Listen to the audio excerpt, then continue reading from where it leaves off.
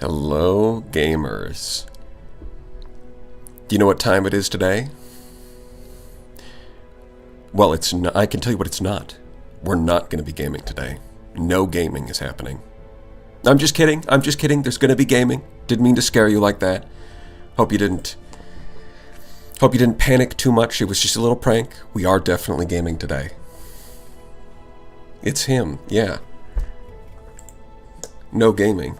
Yeah, that's...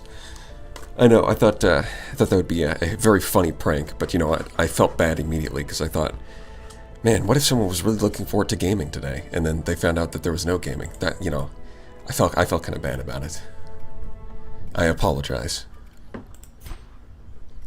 Now, let's see exactly what kind of gaming we're going to be doing. Obviously, we're going to be getting through this with 0 deaths. I just need to figure out exactly what kind of mission we're doing.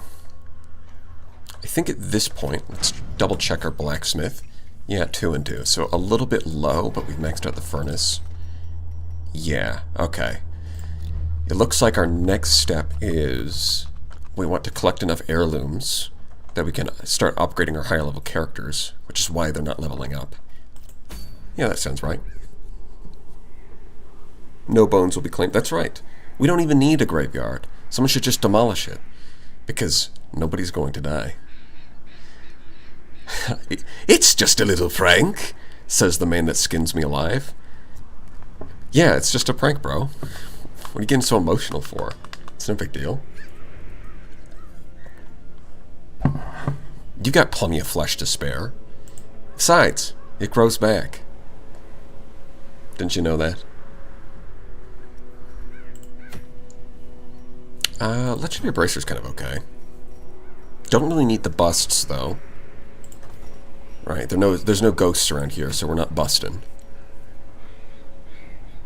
That is very okay. It's just a worse Book of Sanity, but, I mean, having multiple is not the worst thing ever. I don't think we need Sniper Ring, and if we did, yeah, we probably... Because usually if you want a character in position... like, the characters that you tend to put in position 4 don't really need this. Like, the Arbalest is already very accurate, so 15 accuracy doesn't do much for her. The Plague Doctor already gets the Witch's Vial. And who else are you even putting in rank 4? Like the Vestal? I guess it's... yeah, but then the Vestal's slower on healing is kind of that can be an issue. The Jester doesn't really care about accuracy if you put him in rank 4. Yeah, honestly. The problem is that the kind of people that you tend to put in rank 4 don't really need the accuracy.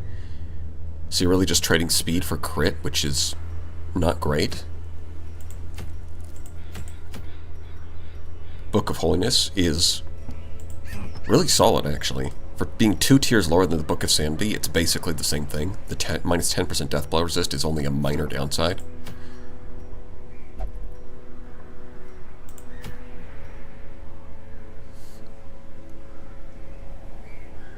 Immunity Mask's not bad. I think there's a crystal that works better, because it doesn't have the minus 10% max HP. But we don't have that yet. So it's not bad, and it comes with deeds. I think that... yeah, it's a veteran difficulty, so we can send rank 3 characters. Okay. And our... yeah, we're full. We can't take more heroes. Look at all these level 0s. You will never be heroes. Sad to be you.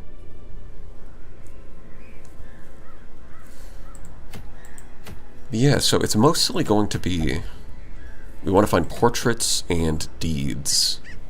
I'm going to find... if we can, we'd like to squeeze in a good relic. Or a good trinket.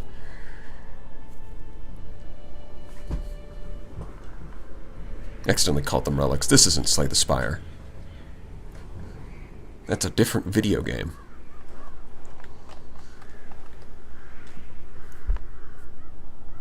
Figured out how to not lose anyone on the final boss yet?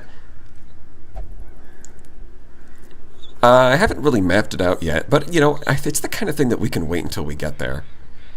Because the thing is, if I look it up now, I'm probably going to forget by the time we get to the final boss. So I should probably just figure that out when, like, when we're actually at the doorstep. For now, I'm just going to worry about what's right in front of me.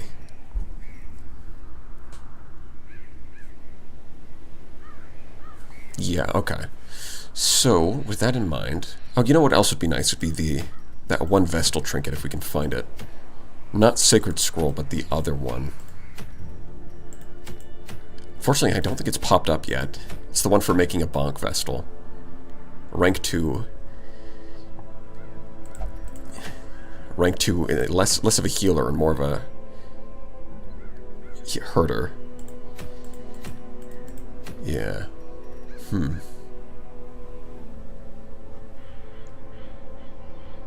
Also, getting more runs with this Antiquarian would be nice.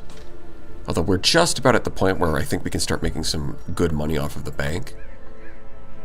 So if we can squeeze in a little bit more, that would be nice. Although I should probably do that in a long run just to make sure we're maximizing our profits. Because I'm only going to take her on one more run before she can't go into these veteran dungeons anymore. Which is going to be annoying. So with the remaining characters, what kind of team do I want to build here? Yeah, with our rank 3s, there's not too many that can do frontline duty. I guess Man-at-Arms can, but other than that, it's just like... Oh yeah. He's already got... Dr. Xiaogan has the... It's a very solid setup. Plus 5% crit, 2 speed, no negative quirks. Let's bring him. Who's going to fit ranked? Ooh, once again, our rank 2 options. With these three in already busy doing stuff, our options are a bit limited, so I guess we'll go with you.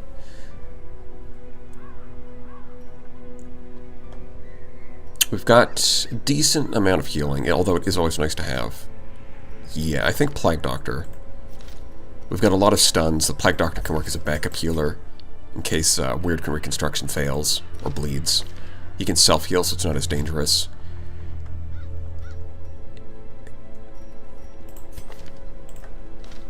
I guess the Jester in rank 3. It's either like we could put the Plague Doctor in rank 3 and put Arbalest in the back. That's something we can do. Or we could bring a Yeah, I think if we do that, then we're kind of overkill on healers. It's probably a Jester. This team should be fine without the stress healing. Because we do have like Therapy Dog when we camp. And Rallying Flare. So you probably, like, the Inspiring Tune's not as important, but like Battle Ballad you can kind of squeeze in onto enemy team, and it's always good. So they stop missing. What the dog doing? He's solving mysteries. His name is Scooby-Doo. You might have heard of him. He's a real gamer.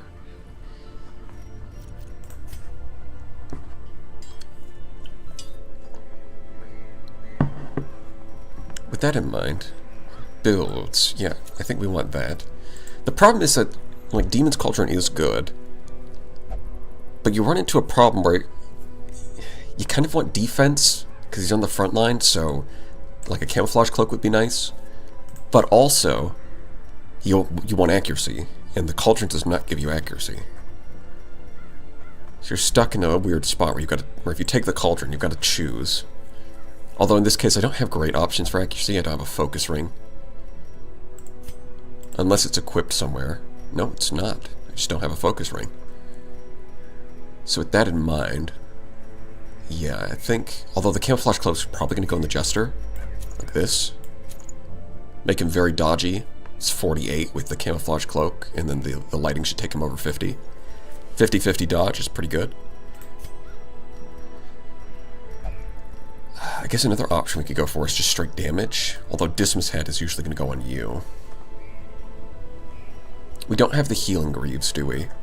That is another nice option, is just taking, like, Dismas Head for damage and then the Healing Greaves. So that's she's kind of a decent damage dealer and a decent healer. Not amazing, but, you know, respectable. I guess we could go double Cauldron. That's a lot of stress. But we do have a Jester anyways. And the damage is going to go crazy. You got Ballad, no strict need for accuracy trinket. Yeah, that's true. It's like for most teams you do need that accuracy trinket, but Jester kind of gives you a free trinket slot with all those extra stats. That's partly why you can kind of squeeze him in on any team. Yeah, we're cooking. Not only is he a gamer, he's a chef, because he is cooking. That's what they say about me.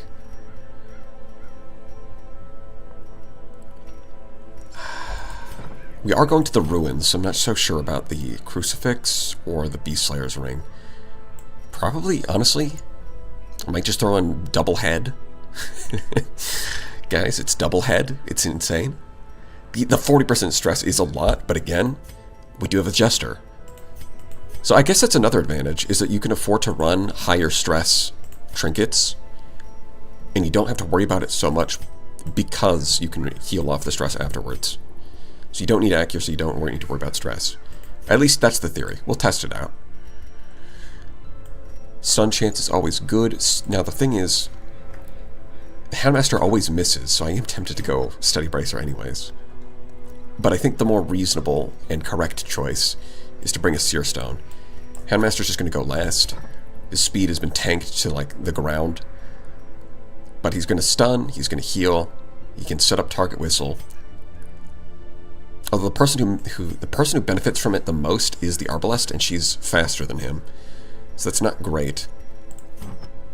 It might actually be, you know what, with that in mind, maybe she can carry the Seer Stone to flip that around so he's faster. Even toss in a Swift Cloak, like that. I do need to get rid of slow reflexes on him. This sucks. And also this sucks. Of course she... yeah, the sniper who does less damage on the first round. Dark Tech like this. Alright, you have natural Iron Flawed Release and you have no ranged attacks. That is funny. I forgot about that, Unborn Potato, but that is funny. Can you penny what the Skeenness is cooking? This is a question a lot of people have been asking. A lot of gamers have been asking this question. And honestly, I don't know if we have an answer for that yet. We're going to have to come back to you.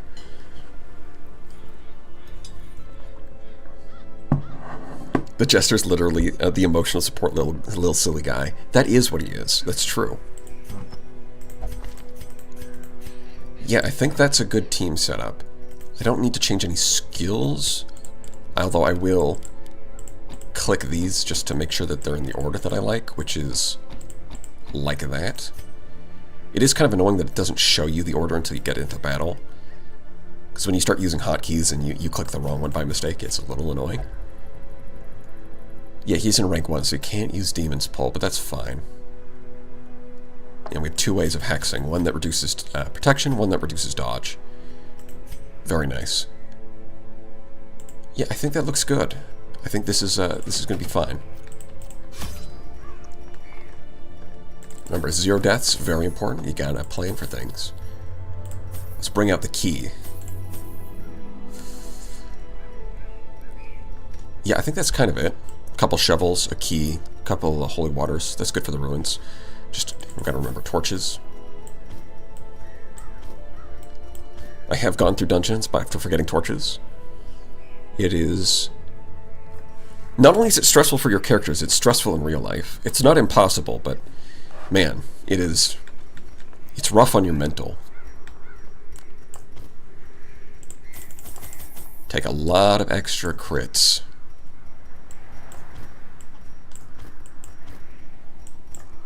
I might as well take the extra food. Might as well. If we don't need it, we can always toss it. And it's so cheap. Like, oh wow, I'm gonna save, what? I'm gonna save 100 gold. When this could be potentially life-saving healing. Alright, we run it.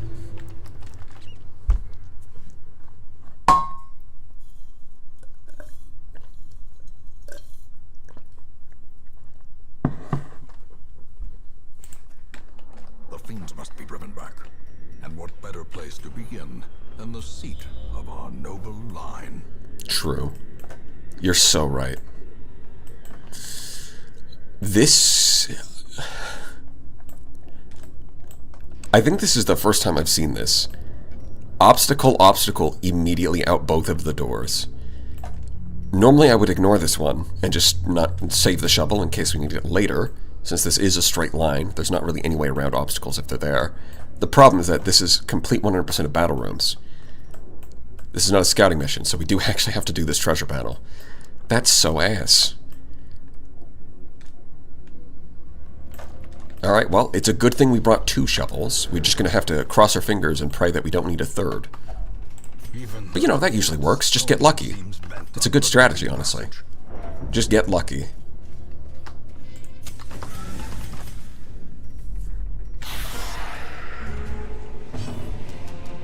I never understood why fleshy enemies don't drop guaranteed food. What is cannibalism too unkind for you?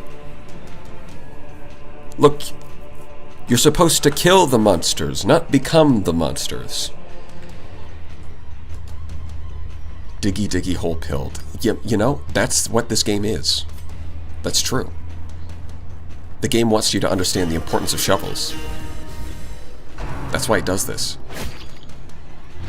And we're already bleeding. It's a good start. Probably gonna have to...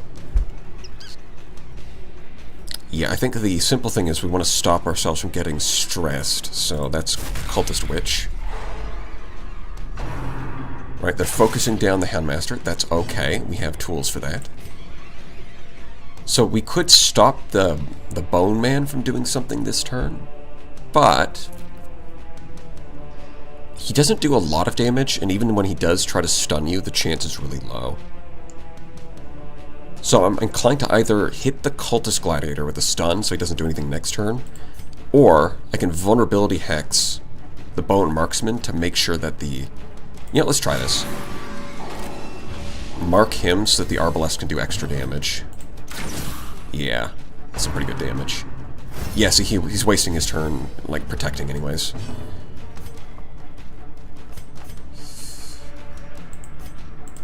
The other thing is that he is pretty... he's lost half his health already, but, you know, that's kind of standard. So we can stun him, but I think we're probably going to have to... Well, the other thing I could do is dagger on her. He's probably going to be fine. Yeah, it's going to be her turn, and she's going to stress him out. Although, honestly, that's fine. He's like the one person on the team who doesn't take increased stress from anything. So it's kind of a bit of a tough choice, because I could try to kill her now. Although, I do want to heal.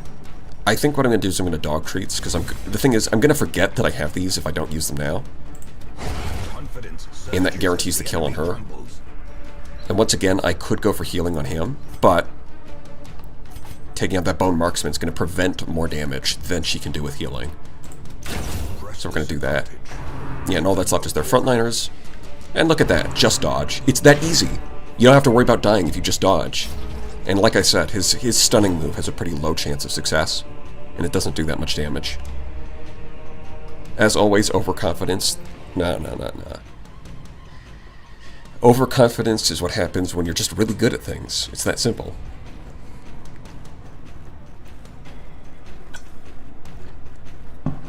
Will you play another game where you also inherit cursed land from your grandpa called Stardew Valley? You know, I never thought of it that way. That's a really great insight. Is that these are actually very similar games. Your grandfather hands you a cursed land.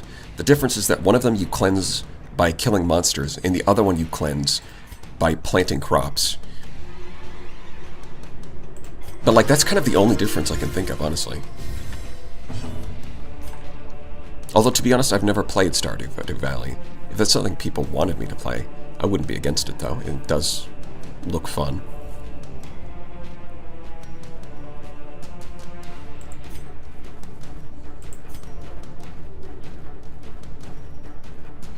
Yeah, this is the point where we want to stall and heal. So I think stunning is probably a good call. Because we can stun... Well, we've got a couple of options here. I can stun him as well, but I think I'm actually going to go for the double heal instead and stun him next turn. Like so.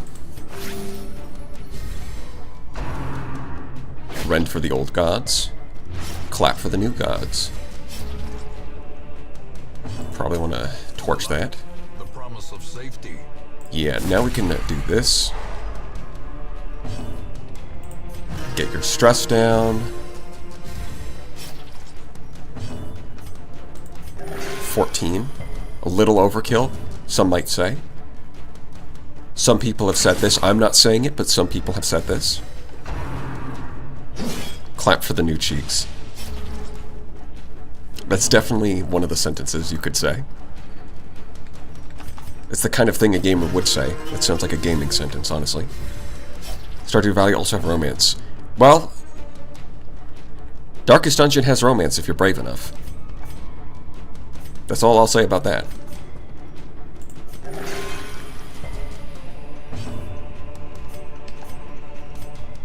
This is protection 45, yeah. Get rid of it. Just dodge, it's that easy. Yeah, so next turn we want to kill the Skeleman.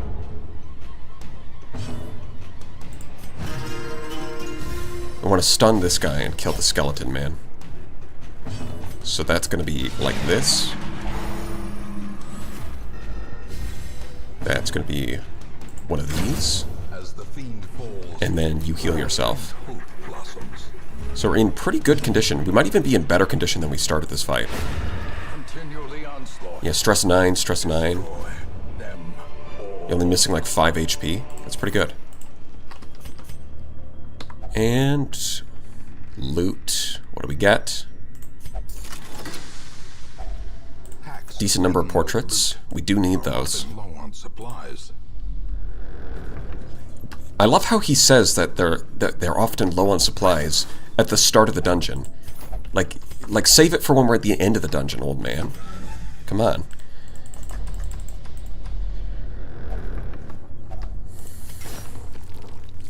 I already know that I'm not low on supplies. I can use my eyes to look at my pack.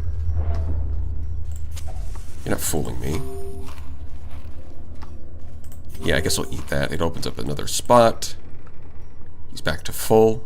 Very nice.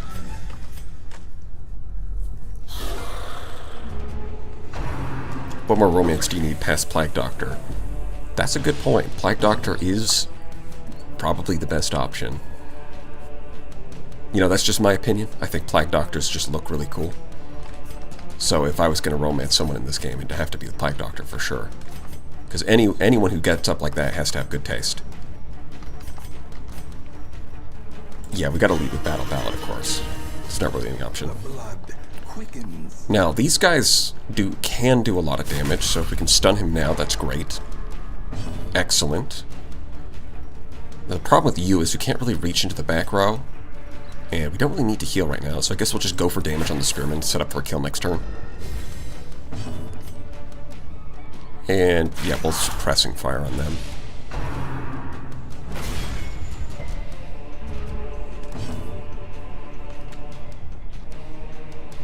I have a disease and the only cure is Plague Doctor's face.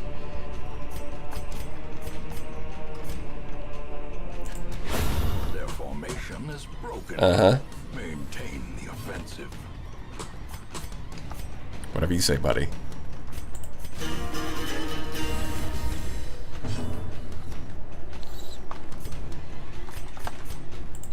That's a stun for sure. That's a kill. So now we just gotta deal with the big guy. Going for the ground pound, failing to stun anything. You're bad. You're actually just bad at your job. That's crazy. Purchase. Let's get some stress healing. Spirits are lifted, and purpose is made. Do your little dance, funny man. Do your little dance. Although, unfortunately, ground pound does do some chip damage across the board, and that kind of sucks. So if we can heal that off somehow, that would be nice. But at the same time, we also want to kill this guy. Oh, I was actually hoping you wouldn't crit that, but so we can have a chance to heal a bit more, but that's fine.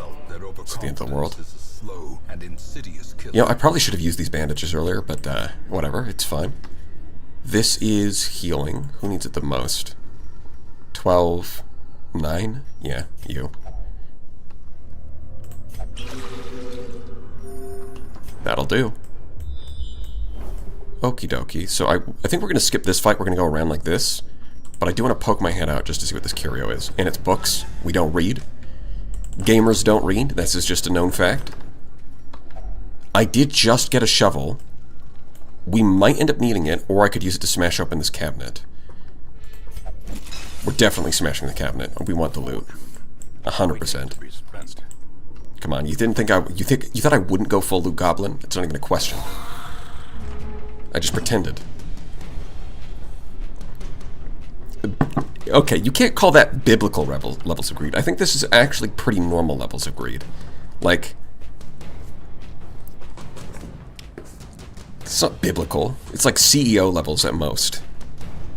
Biblical is for when things are truly out of proportion. Like if I was at like 10 health on everybody. If I was like 90 stress and 10 health on everyone, and I was like, yeah, I don't need a shovel, then that would be biblical, because I'm going to get everyone killed. You know, just like in the Bible. Devastating blow.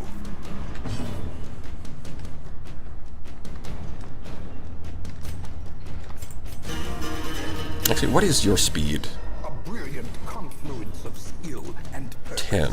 Yeah, you are slightly faster than the Houndmaster. The Houndmaster's just been rolling better every single battle. I mean, I could stun the Bone Man, but the ones with the clubs are just not dangerous.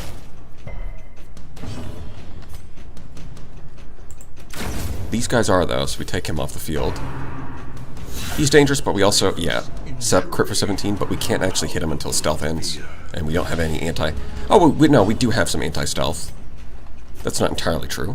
We do have the Rallying Flare. Although at this point it's not going to be useful. Yeah, just kill this guy.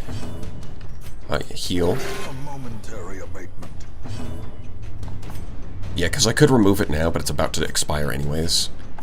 So might as well just go for more healing. Watch him lose one character to a wall. It's not going to happen.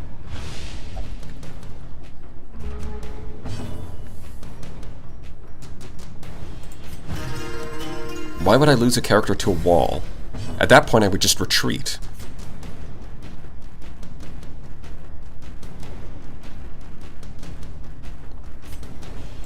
Yeah, I think you'll go for the heal. Back to full. Very nice. We might be able to kill him. Never mind, he went first. We'll kill him next turn. Dodge, easy. Masterfully executed. Yup. Let's get rid of that 7 stress. Yeah, so we have 1 stress on the funny man, and that's it. 6. Yeah, we'll give it to her. Oh, wait, she can't attack. Right. We might actually get reinforcements here because she couldn't attack the skeleton. Not my fault, though. She just couldn't hit it. It was physically impossible. We didn't get reinforcements, though, so that's fine. We cheesed out another round. I guess that maybe the game recognizes that she couldn't hit it, and that's why it didn't hit me with them. Be wary. That's possible. Triumphant pride Precipitates a dizzying fall. No you. So, yeah, I think we tossed the other tree, because we're probably not going to need the extra combat bonus. And medicinal herbs can net you some extra loot. Torch. So we'll probably camp when we get there. Yeah, we're only going to have 1 more battle. And currently we're at 0 stress. We've taken 3 damage on him. It's looking pretty good. It might be worthwhile to take this extra battle just because. But honestly, our loot packs are so full that it might not even be worth. Yeah, we're just going to be dumping the medicinal herbs.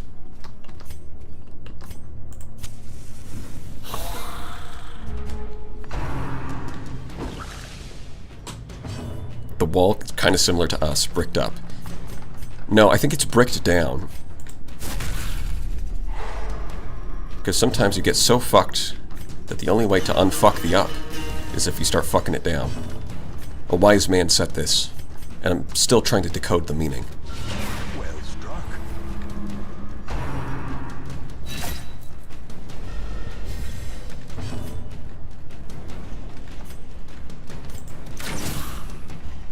It's kind of a hard choice because the Spearman can hit really hard, but also Bone Man can, is the Bone Man. That being said, he is still stunned, so... yeah. Let's get rid of him first. Yeah, we just got the Stealth Man. Easy dodge. I think, yeah, we go for this. Hopefully he'll just tank, like dodge tank. Hopefully the Skeleman will go for him instead of anyone else. Crit for 11. Cool. So that way we can do this. Dodge tank. Yeah. That's what we're here for. And we hit him with the finale. You know what that means? It means that we just finished the first several battles. 0 stress, 0 damage.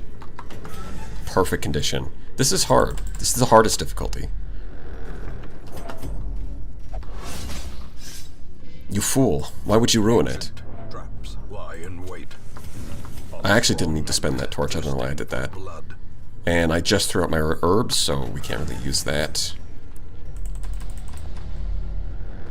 Another cabinet, you say? Well, without a key or a shovel, it's like 99% trapped.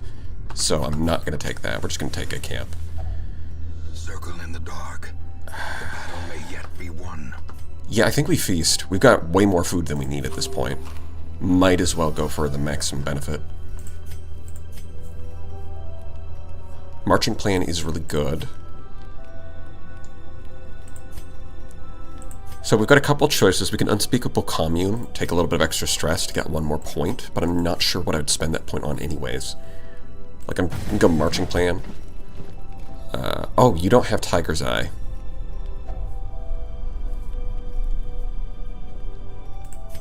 That's a shame. What about you? You only have Abandon Hope? Yeah, we don't really have any buffs. Aside from, like, yeah, Restring Crossbow's the other one. We actually don't have that much to work with, so I guess we'll go Unspeakable Commune. Every rose has its thorn, so now we get the 15% reduced stress. We can Restring Crossbow for, like, does debuff her speed, but the extra damage is pretty big, and we'll buff her speed again with Jester Man. The Funny Man will buff her speed. This is a gaming strategy. Real gamers know that you can use medicinal herbs to remove the speed penalty anyways. So you get all the benefits with no downside. Radiance, may we find victory. Incoming 4 food checks. It's just not going to happen. I forbid Stealth this. is only the first test. Now it must be carried home.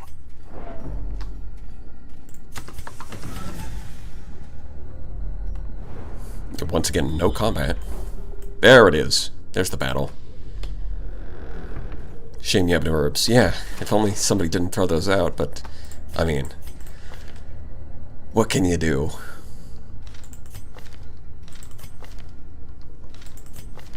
Yeah, it's 70% on the Handmaster. I could have gone for the Jester. He's only slightly lower, and the stress heal is kind of nice, but it's not super important. We can always heal during battle. A little bit injured. Again, the most we're going to get is 2 hunger checks in these hallways, like maximum. So I feel pretty comfortable spending those 4 just to start the battle at full health. The last thing you want to do is run into... Okay, we didn't even... Like, you could run into, like, 2 of the crossbow guys and just get double crit immediately. Honestly, one of the best parts of the game. Not because it's fun, but because it's really funny watching it happen to someone else.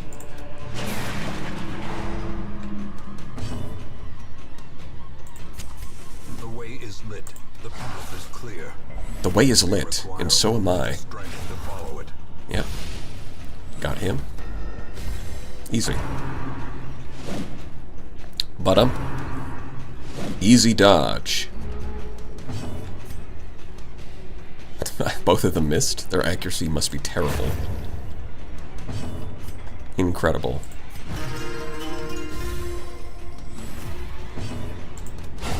Yep, just crit them. It's so simple. It's so obvious. Just crit the enemies. Yeah, we got 2 stress healing. Incredible. That's another dodge. Man, these guys really have terrible accuracy. Not even an exaggeration. No damage, no accuracy. They're just filler. Oh, yeah.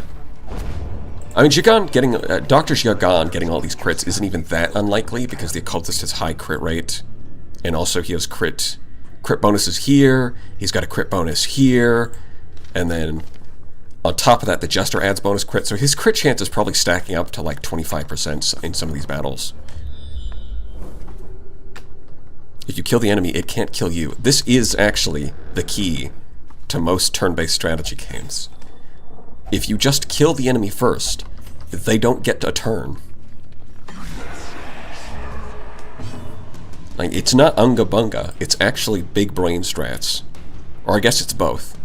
It's like the, you know, the 2 hands, like 2 big muscular arms shaking hands. Like big brain strats, Unga Bunga strats, shaking hands, because killing the enemy is the best strategy.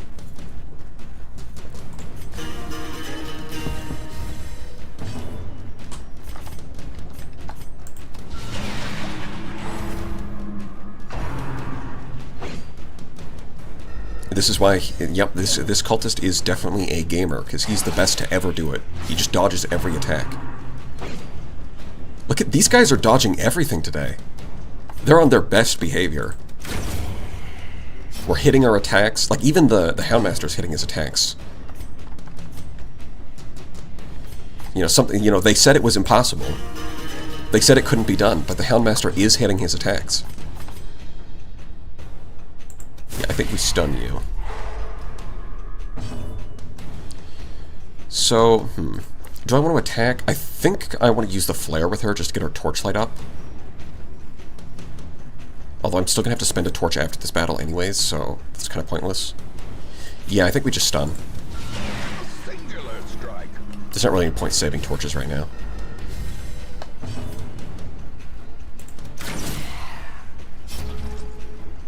Yep, 0 stress, 0 damage. So ideally we kill you first, because that way the Arbalest can take the one in the back. Houndmaster, thank you. Oh, he lived. That's unfortunate. Crit for 24. Now you're just showing off. 360 no scope. The will to fight falters. What do you mean it falters? Nothing has faltered. Now, the nice thing is that these guys do focus down marked targets. So using solo actually does... So like, the fact that he marks himself for some enemies, they don't care, and they'll just attack someone else anyways. But I believe the Cultist Brawlers will focus on marked target. So his dodge being 73 means that we can focus on healing and he should take no damage. Let's see. Yeah. Yeah, the annoying thing is she can't hit. It's fine though, because he's just going to dodge. See? It's that easy. And then the 30 damage finale on a guy with 1 HP kind of goes crazy. This momentum. Push on to the task's end. Yeah. We're going to push.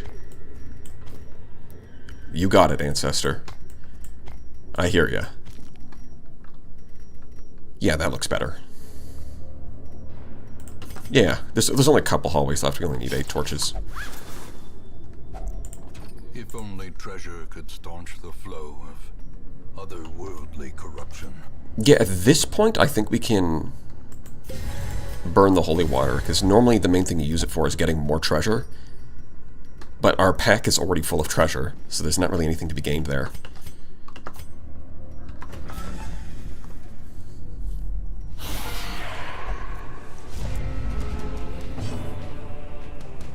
Hell yeah, I was actually able to show up for once in a bit. Yeah, good to see a tank. Now we can commence the cooperative... Yeah, we are harvesting bones. It's not our bones that are being harvested. We are harvesting their bones. Right? Everyone needs to be clear about that. Okay, so we do want to one-shot him if possible. I think... So I think Hands from the Abyss is going to do more damage than... Yeah, we want to stun you.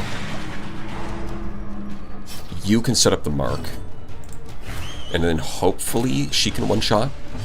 And if... Oh wow, you're going... You are going late. You low-rolled.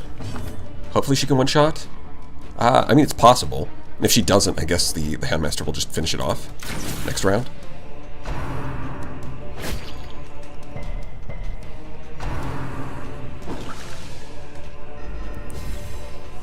Aurora Borealis. Yes, at this time of day, at this time of year, in this part of the estate, localized entirely within the ruins. Yes. May I see it? Brother, do you even gotta ask? A foolish question. Can you one-shot? You can one-shot. Good, nice crit.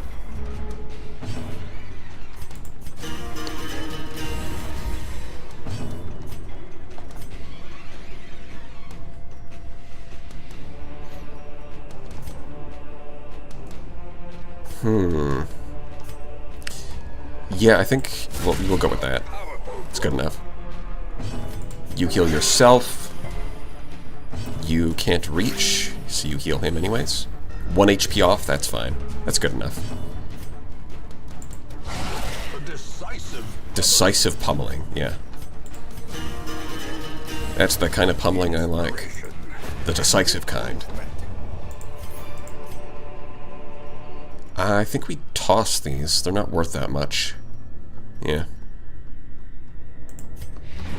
Oh, that was the last one. Look at that. Well, there is another obstacle, but it also didn't matter. Look at that. That's crazy. That's actually insane. That being said, I think we're probably going to walk back and go pick up this fight we skipped earlier. We have plenty of food and torches, so we can afford to run back. And then after the fight, we'll just toss our food and torch. It's a cabinet. We can't, no. Well, I mean, technically, we can't afford to open it and just eat the damage on the small chance that it actually gives us loot, but I'm not going to bother. We're about to run directly into a battle. That's fine. I'll take the loot. More for me. Big Brain, the estate is on fire. No, mother, it's just the wolves at the door.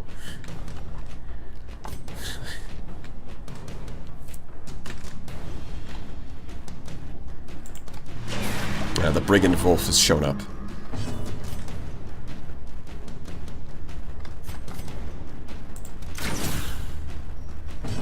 And go for the stuff here, so now we just have to get crit by the swordsman. Go ahead, crit me.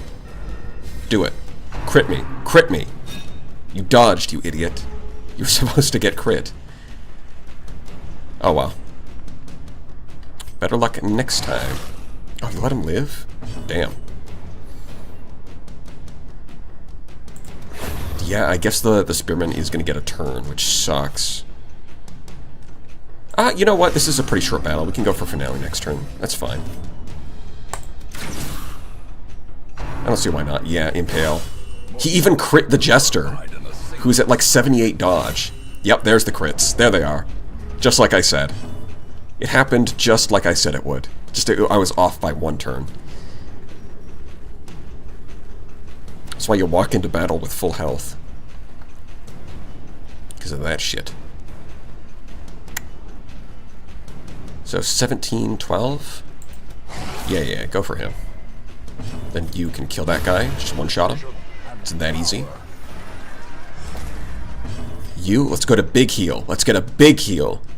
Heal for like 16. 14? That's pretty close, actually.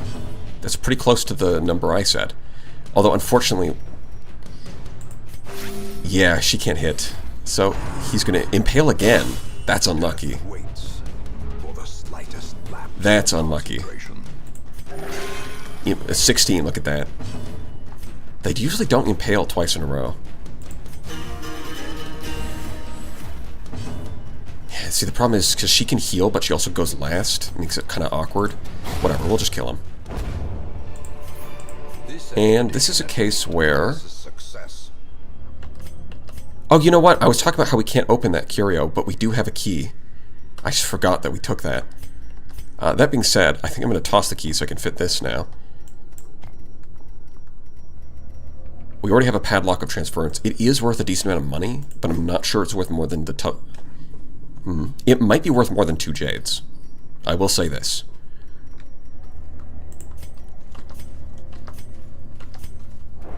Yeah, let's go pick up that last fight.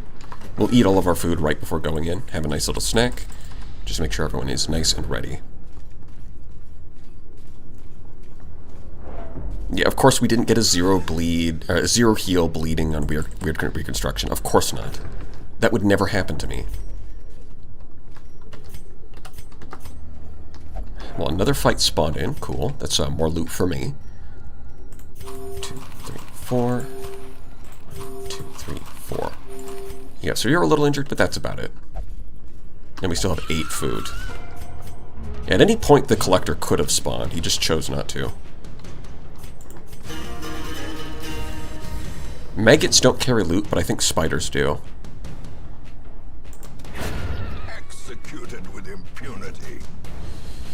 Don't want to hit the spider. Oh, the problem is that whoever you kill, because they don't leave behind corpses, the arbalest won't be able to shoot anything. That's kind of funny. Yeah, go for the maggots. The success chance is higher, and you still failed. But you did dodge. I'll give you credit for that. You did dodge. Nice. Grave. Small amount of stress. And a stun. Let's see. Yeah, I mean, stress, that carries over after the battle, so we'll try to get that down a little bit. So this time, I think... Yeah, once again, it's the same problem. You can kill one, but then the arbalest can't hit anything. I guess I could have used the arbalest to attack last turn, but we're just going to ignore that possibility. And the flare failed to produce stress. Oof. Let's get our stress down. Crit for 18. The spider didn't stand a chance. And of course we get another jade as soon as I throw them out. Victory. But a victory nonetheless. What was this one? That was that. Another battle spawned. We could go do that. Yeah, we tossed the key out because we're full on loot anyways. And we are about to go into a battle. Light up those torches. The match is struck. A blazing Eat all of our snacks. Yeah, it's not even a big fight either. It's a tiny fight. The smallest of fights. Alright, let's stun him before he can throw his gamer sups at us. I'm tired of all these gamer sup sponsorships that I keep hearing about. Mr. Bone Noble, please stop advertising to me. I don't care if it's red flavored. You're stressing out my employees.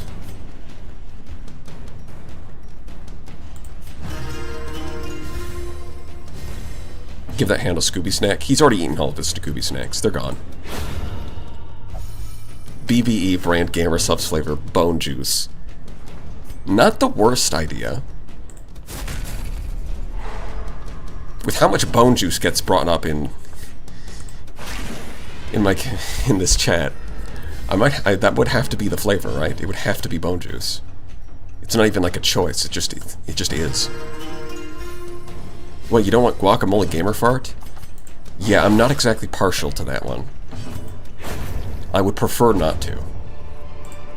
As victories mount, so too will resistance. Yeah, we're at full health. We don't need these. And we still have torches. That was books. I think we are going to go for this battle. And because there's already... So the thing about hunger checks is that they can't happen on tiles where there's already something else. Because the way that they work is that it's actually just an invisible tile. like a curio, but you can't see it. So if there's already something on this tile, we can't get a hunger check here, which means that we don't have to worry about that. And we still have a couple torches, so we'll just light that up. And yeah, we'll get a little bit of extra loot. Bone juice does not appear to be one already. It is theoretically open. Nice. That's what we like to hear.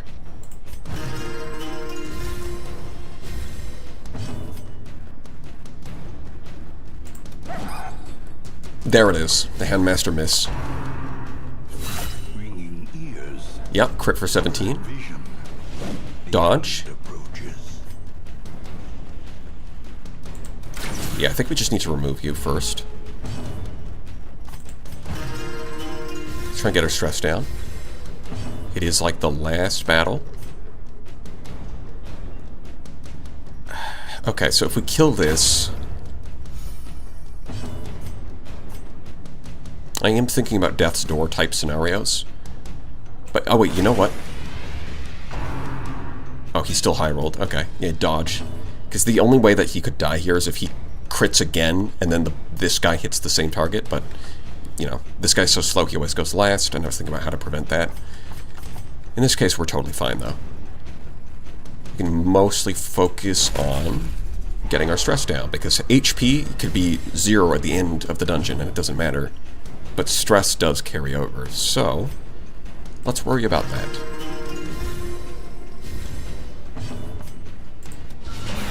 Yeah, just crit.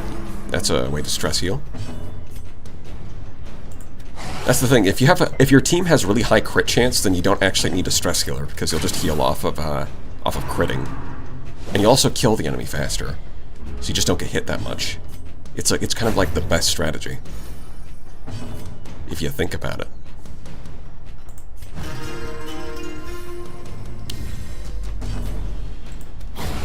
Let's see. I should really be turning off the light. I am never going to remember to do that, but I am going to point it out every time I forget. Or is it merely a trick of the light? More bones return to rest. Thank you, Mr. Skeleton. I mean, Mr. Big Brain. No problem.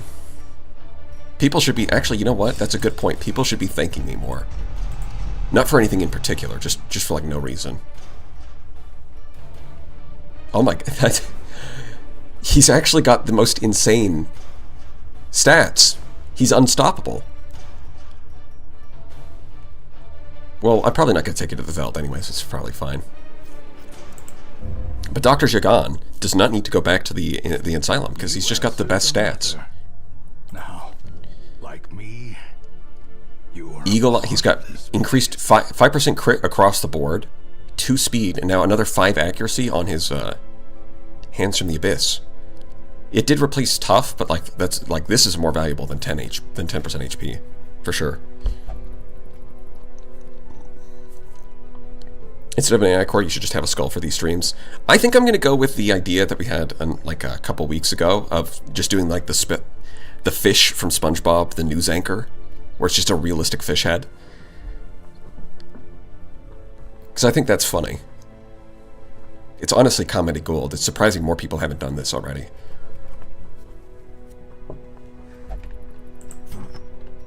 Yeah, we already had a padlock of transference, so we can sell this one. And would you look at that, it was worth more than 3 jades, so that was actually the right choice. Very moneyfish coated. Yes, it is.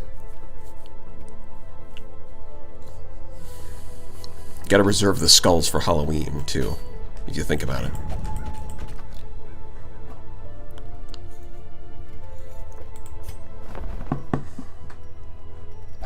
So we did get, not only did we get 20,000 gold, we got a really good chunk of heirlooms here. Can't quite afford those, but we're close. This one we're not even close. Okay. So I think if we trade in some busts, we might get enough. It's pretty close. And you know what? We do have a lot of crests too, but I probably want to save those. Let's see. 1, 2, 3, 4, 5, 6. Just barely enough. That gets us over the line. Rank 4 weapons. Sword, a stronger shield. Beautiful. Anything to prolong a soldier's life. Is it finally time to check the traveling merchants? For what? Move amulet, redemption armlet? What am I going to do? Upgrade, spend like 200 crests upgrading her just so that she can still have nothing? No. I've got all the trinkets I need, just from adventuring.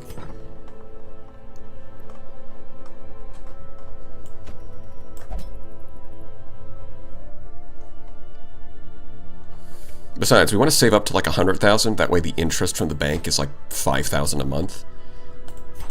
Because then the passive income from this kind of lets you just spend as much as you like and not worry about it. Well, not quite. That's not exactly true. But we do want to start... We do want to start like getting as much interest as we can, because upgrading all of our armor and weapons is going to be expensive. In fact, I don't even want to do it right. Like, I could upgrade everyone's weapons right now to rank 4, and I still don't even want to do that just because it's so much money.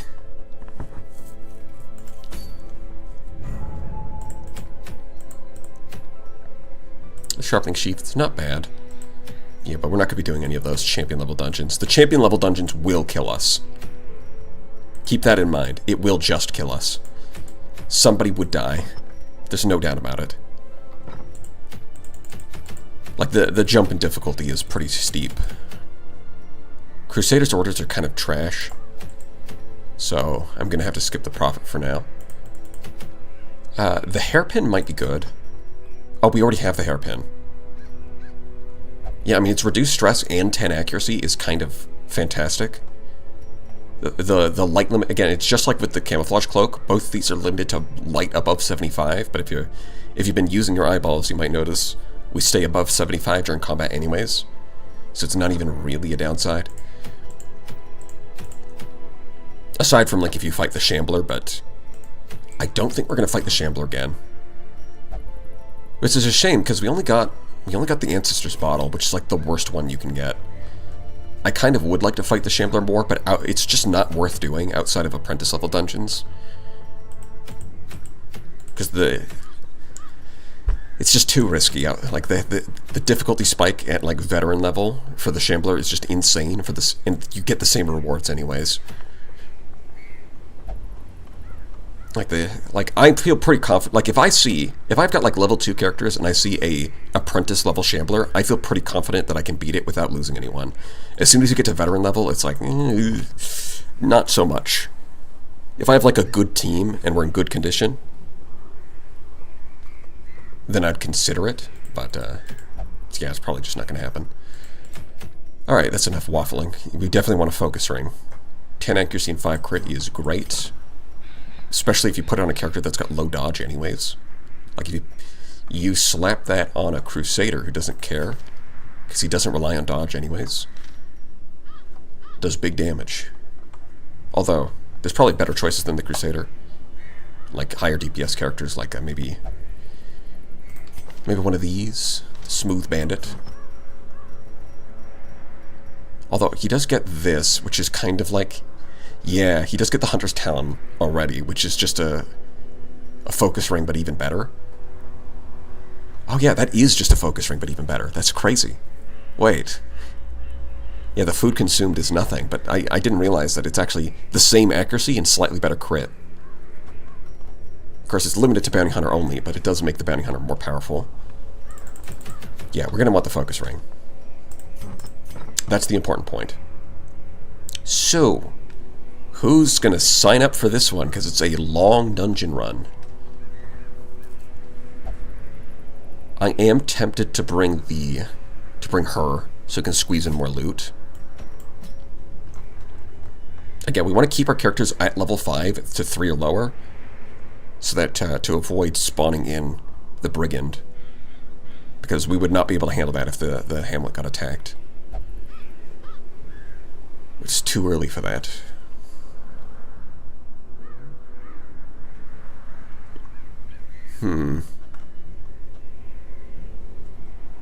Could take, like, Siluta. Just get our other occultist.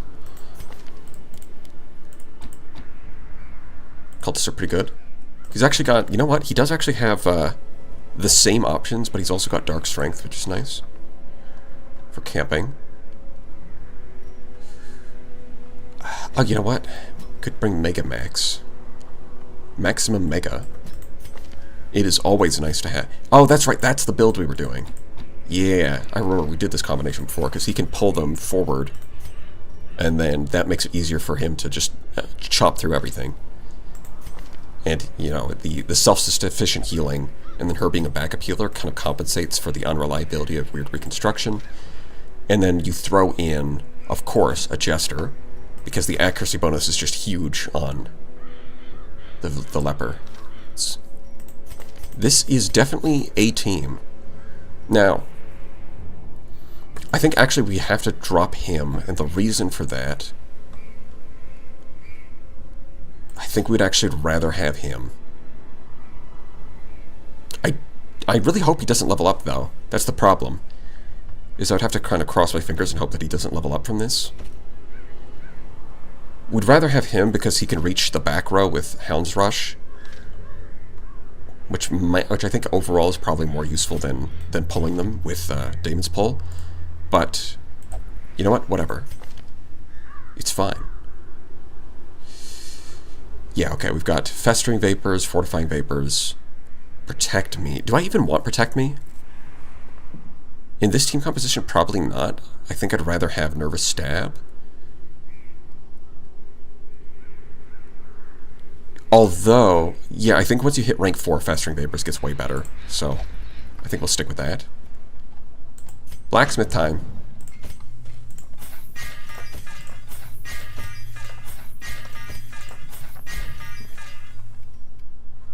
Yeah, we're only going to upgrade if we're actually sending them out, so that way we can get as much interest as possible. Maximum Mega sounds like a Transformer. He might be.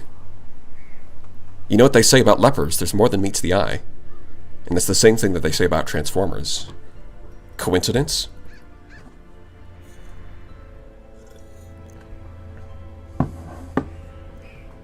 Why is your dungeon dark anyways? Because I turned off the lights. Obviously. It's a classic gaming setup. You don't want to have a bunch of bright lights in your eyes while you're gaming. You want to game in a dark room with a bright monitor. The way Microsoft intended. Yeah, so you definitely want that. I think we're at the point where this heals... Oh no, it's the next... Yeah, it's still only +1 healing, which is so embarrassingly mediocre. But yeah, this is good. Extra speed is good. Extra debuff on the flash powder is good. And then she can carry the Seer Stone. Because somebody's gotta. You, once again, Feather Crystal, Camouflage Cloak is just a classic combination. Jesters love it. Enemies hate him. Figured out how this Jester was one simple trick to never getting hit.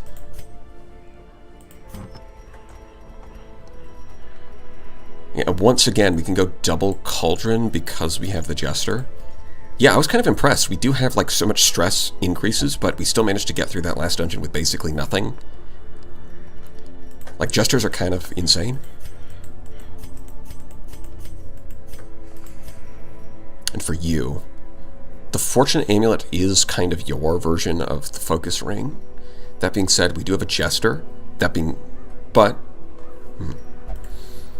So, it's kind of tempting to go with it anyways because it is a leper, but we could stack protection and just go ridiculously tanky. Because I do have that, yeah, I do have the heavy boots, and I do have the head. So we can stack up 45% protection and movement, and 40% movement resistance, so he can't get pushed out of like the front row. That does kind of go crazy. Especially for a longer run where we're going to be taking hits. The speed debuff does kind of suck because we do want to get him over the enemy speed with Battle Ballad, but I think it's probably fine. Yeah, stress at low light levels, but that's not going to be an issue. Stress in the Cove, we're not going to the Cove. Slugger is nice. The bleed resist is honestly the worst one here. We should probably fix that at some point. Yeah, so the alternative would be I could wear the immunity mask. That does reduce his bleed chance, or give him bleed resistance, rather. I could do something like Immunity Mask Speed Cloak, although that reduces his move resistance, which actually does matter. Usually move resistance, like, penalties don't matter, but for, like, specifically the leper, yeah, that matters. Alright, food, torches, shovels. Alright, we already have a key, because we got Antiquarian. I don't think we can squeeze in anything else. Like, I guess we could bring holy water, but I guarantee we're going to be tossing some of this. We're going to get so much loot. Yeah, food, torch. Yeah, we've got all the essentials. Alright, let's run it.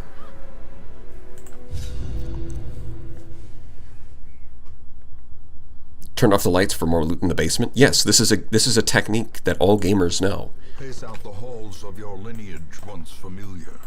Now, foreign. Alright, my therapist says that you're gaslighting me, Mr. Ancestor, because these are not familiar to me. I've literally never been here.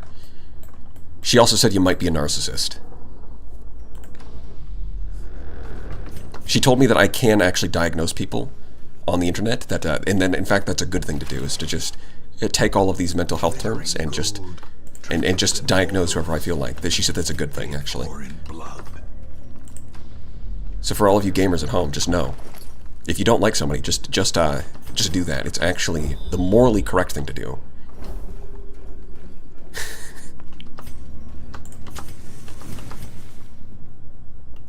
Yeah, there's no battle key or no battle key. We might grab that battle just for fun. We'll see. Man, this layout kinda sucks. Because we do have to go... Yeah, with 90% we do have to go down this way. Even if I try to go there last, it still kinda sucks because the routing is just awful. Yeah, this layout sucks. That's the short of it. Okay, if you're gonna diagnose a narcissist, it's a safe call. That is true. It's probably not a good idea to just, to do that. But if you are going to, that's probably the safest bet. Like, if somebody walked up to you and says, okay, I have a severe mental illness. What is it? Guess. I have a gun to your head. Guess, right now. It's like, well, that guy's probably... I mean... You gotta be some kind of narcissist to, like, do that to somebody, right? I think it'd be a good guess. Or maybe a sociopath in that case. Although that's just rarer, so... Hey, it's a fun new... You know what? Can't wait for that to be a fun new TikTok challenge. Just walk up to random people and demand that they guess what your mental illness is. Honestly, that would go crazy. That might actually be brilliant. So, this is kind of awkward, man. He is really stressed. He did walk in with like 30 stress and then immediately took another 30. So, this is something I'm actually not sure. There's got to be a good answer for this, which is it better to pull one of them to the front? Or is it better to stun one of them? Because both options basically neutralize them. I'm going to try the pull.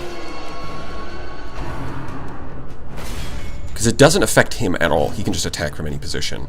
But now, this neutralizes his ability to throw gamer juice at you, so that's nice. And that's, like, we could leave him alone now and he's just not threatening.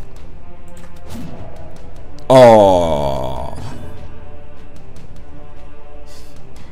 you missed. Yeah, I guess the advantage to Daemon's Pull is it can hit rank 4 where the Hands from the Abyss can't. It can pull you too. Fuck it. We ball. Oh, wait, that pulled you to the front? Oh. Whoops. Because now there's a 50-50 he uses either or. I was actually hoping it would just pull you in front of the big guy and not the Bone Man, but okay. Well, that kind of sucks, but we'll live with it. Yep, see? 50-50. That sucks. I guess I made the wrong call. Yeah, just make sure he dies next round. Bayonet jab? Yep, go for it. Ground pound? Ooh. Yeah, this is going immediately a lot worse than our last one. We just remove him. He's gonna die to the Blight. You know, maybe Flash Powder might have been better there, to be honest. We really need to get his stress down. He's too close to an affliction. As much as I want to do literally anything else. Death. Unforeseen. And we can finally stun you, so you can stop being a pain. Is struck. A blazing star is born. Heal more, stress down more. Excellent. Because I want to do anything else, but I have to get his stress down. It's just too much. Alright. Let's debuff you so you can't hit anything. Or at least that's the hope. You definitely need to heal. And in fact, we could debuff you even further so your damage is nothing as well. Accuracy, both accuracy and damage down. Yep, there's the dodge. The accuracy debuff worked.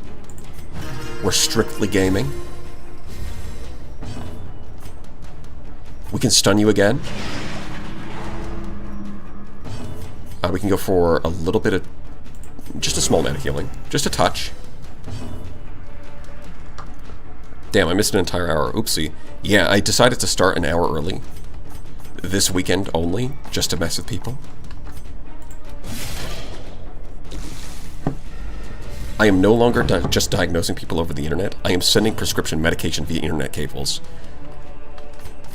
Wow. He's really taking it to the next level. Honestly, that's like a role model.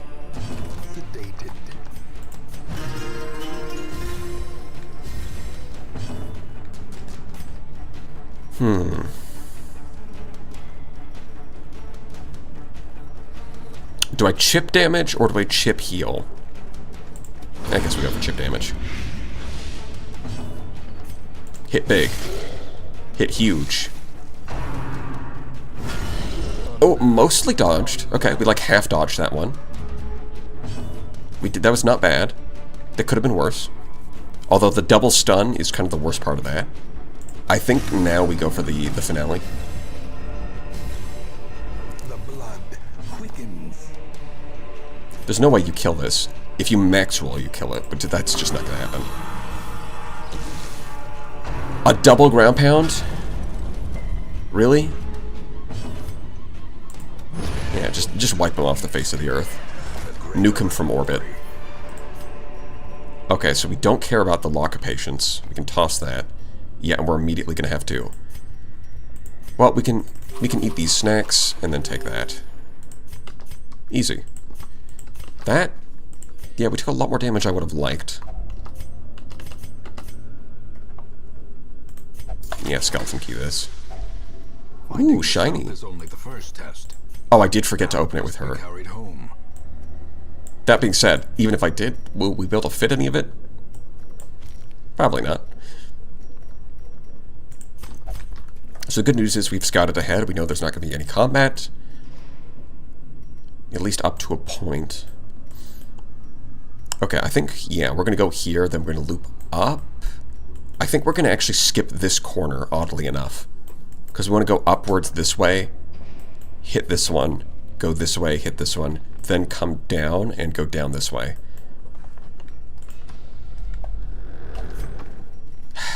I just tossed out the herbs, and I kept the holy water, but it hits me with the Iron Maiden instead.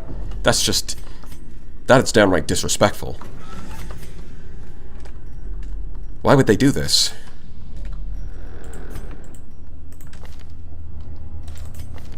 Yeah, I'm pretty sure this is a case where, yeah, Jester is your best. Why did it trigger on him? I walked forward, I clicked on him, I clicked on the trap, and it hit him instead. That doesn't even make sense. Oh, hunger check, of course. Oh, I forgot to check that. Yeah, I was going to pop my head out to get that one. It's fine. Yeah, I think we're going to take a nap here. A well-deserved rest. A chance to steel oneself against the coming horrors. We go Unspeakable Commune and combo that into Every Rose Has Its Thorn. That leaves us with 6 points. 25, 13, 17, or 7. Strange Powders is... oh, I don't have Curious Incantation. That kind of sucks.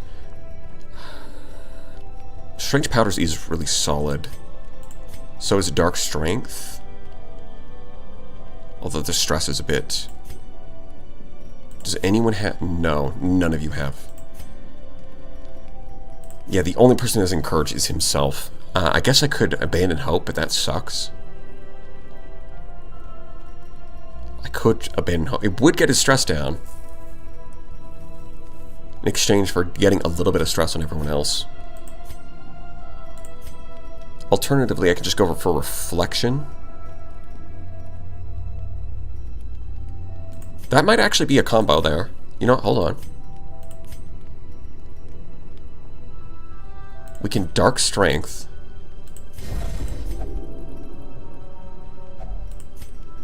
Then his stress is really high. So we get it down with Abandon Hope, which stresses them out. I was kind of hoping it would hit him and not them, but whatever. And then he can get his stress down with Reflection, but then he also stacks the accuracy, crit, and damage boost at the same time. He's about to go in. He's going Super Saiyan. He cannot be stopped. He might be the strongest leper in existence. That's not true. That's like if you have 3 Plague Doctors with Invigorating Vapors. But this is like the second best. The way is lit. The path is clear. Yeah, normally I would probably pick up this fight, but I think because it's a long dungeon, we don't need to. Like we're gonna have packs full of loot by the end regardless. So we might as well preserve our resources.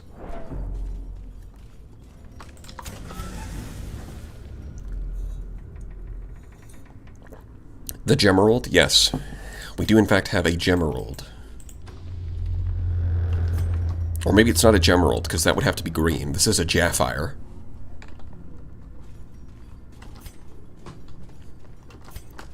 There we go. Got more food. Got more antique. We can toss the food immediately, because we got Onyx. Not the Pokemon. It's a different thing. It's a gym. Yeah, I think we... Do we actually hold on to this holy water? You know, I think the opportunity... Like, what we can get out of one holy water is probably worth more than a jade.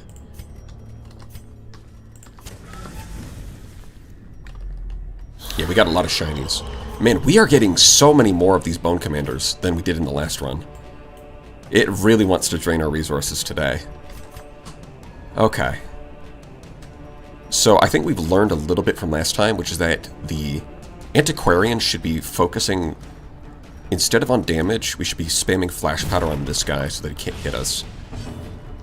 And then everybody else can, these two can focus on damaging the back line. Time to perform beyond one's limits. So the problem with the pull is I don't think you can one-shot... I don't think the leper can one-shot the spearman. Well struck. So we're just going to go for the stun first to soften him up. Yep. Jesterman dodge. 6. Did you see that? The light. The 6, because he's got 45% protection. He just takes no damage. He's the damn wall. He's invincible. Title drop. Yeah, I do want to focus on this backline, but unfortunately... Oh, never mind. just crit him for 30. That's fine. This is a normal, insane amount of damage. This is actually completely normal. Yeah, now if we pull you forward, though, yeah, you're in kill range. There we go. Once again, we debuff him. Oh, shoot, he got first. Oh, but he didn't get to impale. He just did a regular spear thrust. Excellent. 7? How much is this going to do? Minimum 8 damage. Let's go. As the fiend falls, a faint hope blossoms. Yeah, only the Jester dodged that, unfortunately. And, of course, he's stunned. Yeah, next time, try not getting stunned, because it's really annoying when you get stunned. Yeah, I think we're just going to keep Flash Powder. Keep it up. Although, you might just kill him here. No. 3 damage, of course. Ooh, 8. Yep, that's really low. And dodge. Okay, the Flash Powder paid off, because that would have put him on death's door, and that would be really annoying. Okay. Now this should just kill him. Yeah. 3 damage, but it's enough. This actually kind of sucks, because I do want to take a couple turns to heal. Well, to be fair, he's going to die to Blight at the end of the turn, so we can crit him like this, and then he should get a turn first. Yeah, and then he can heal himself for 4. Incredible, healing for 4. You love to see it. Perhaps a turning point. So, there's a Gemerald. We love Gemeralds. I think we can toss a couple torches to fit the Gemerald. An extra shovel that we already have 4 shovels, just in case. The busts are a bit tough. That's a tough choice, because we don't really need them, but we can trade them for other relics, or other, you know, items. So the question is, what would I drop? Probably the holy water, because I've got 2 stacks of food, 2 stacks of torches, the shovels. At this point, I'd probably just take the holy water and do this. That seems fair.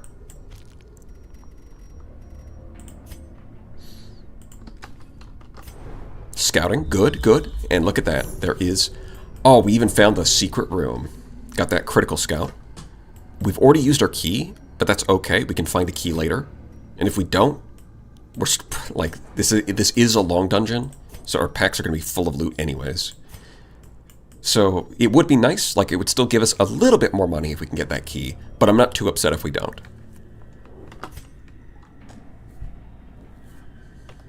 Very keyed, yes. Oh, right, you can use shovels to open these, can't you? I just tried that one time randomly, and I was like, wait, that actually worked? Huh? Why? Okay, so I think... We've got a couple options here, because I skipped this corner, but the question is, do I skip this one or this one? This one's got double fight. Ooh, you know what? I think I have to skip this one, because we're going to double fight. Yeah. I want to be able to go here, camp. You know, we could probably skip both, actually, to be honest. We skip here, skip there, and just right all, and then we just walk to the end here. That honestly seems more convenient. But first things first, he needs to have a snack. He's hungry. Yeah, we got plenty of shovels. Bring it on. And the old stone can get the hell out of my way. Yep, the madman is fast. Yes, it does.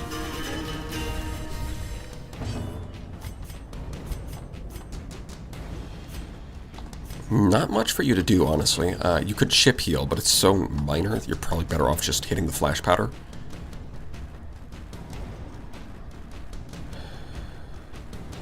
Yeah, because we only... So one of the downsides to this team is we only have the stun on him. So we can only stun one target, which means... Probably gonna have to go for the madman.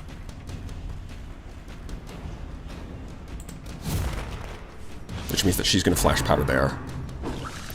And it immediately pays off because he dodges. So 15 to 28. I don't think he can one-shot this. Which means that we do have to soften it up a bit. Okay. Yeah, just crit for 20.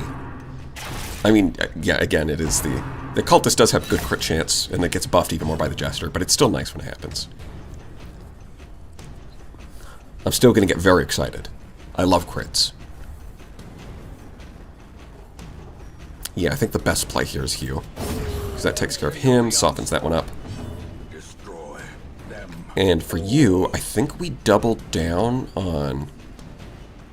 Because these guys are really fast.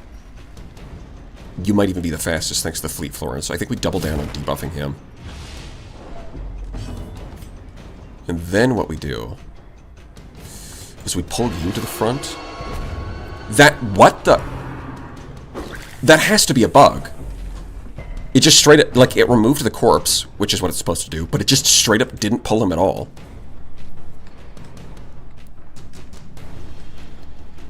This is insane. That's got to be a bug. Well, regardless, I think it's time to start playing a song for you, because he's getting stressed. Yeah, I was really hoping to pull him to like further forward to use Bayonet Jab, which does way less damage. But instead, he gets to do full damage because the game just decided that that would be what happens. Yeah, 30. Guys, you really need to start dodging more hits. This is kind of... Yeah, we immediately have another battle afterwards, too. Alright, I think we're going to have to worry more about our health than stress at the moment. We can worry about stress when we get to camp.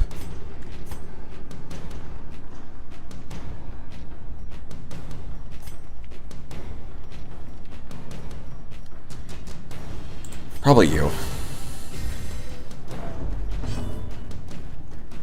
Oh, you can't stun because you're in the wrong spot. That's fine, as long as it... Honestly, it doesn't even matter. Yeah, you can just pull him. See, this time it pulled him to forward, too. It did its job correctly.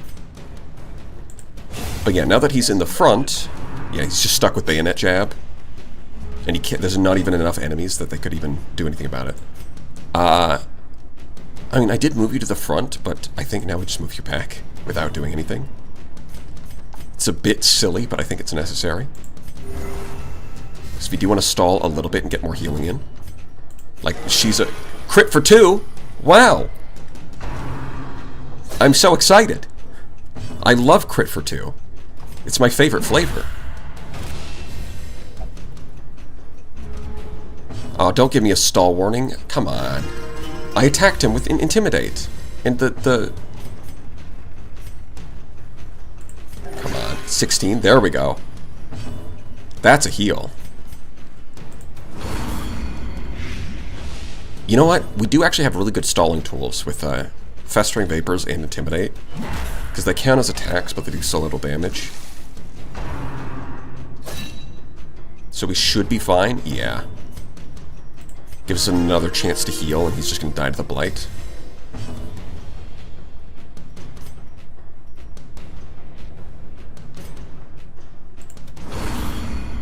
It's actually so useful right now.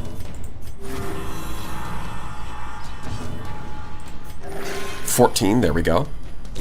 Slowly. I love how he crits for 2, but then just hits the 14 naturally. Life is taken.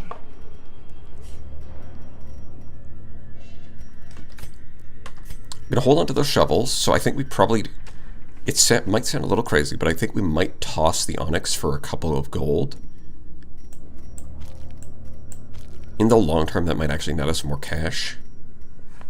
But you know what? That's overthinking it. Let's just hold on to the Onyx.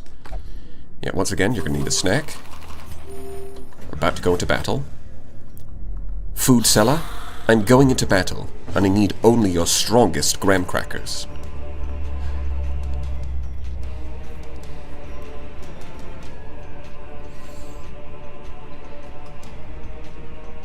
Yeah, I think we...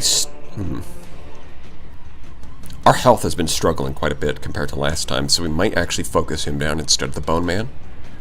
Especially since even if we pull him, he's only going to be in slot 2, which is a 50-50 for the Bone Juice. So yeah, I think we go for the stun here.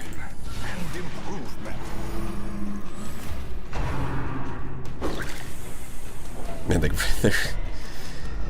He's getting stressed. It's fine. Yeah, and then we're just going to flash powder him. This should one-shot, yeah. He just does so much damage. 2 battles. You know what? I do want to camp and then grab this knight, but we also have one more battle of buffs. It's just really awkward because all the battles are far away.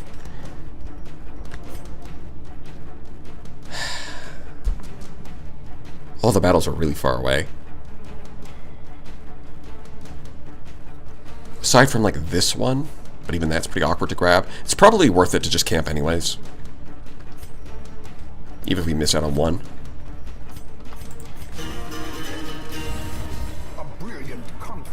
Still no bleed from healing, you lucky git.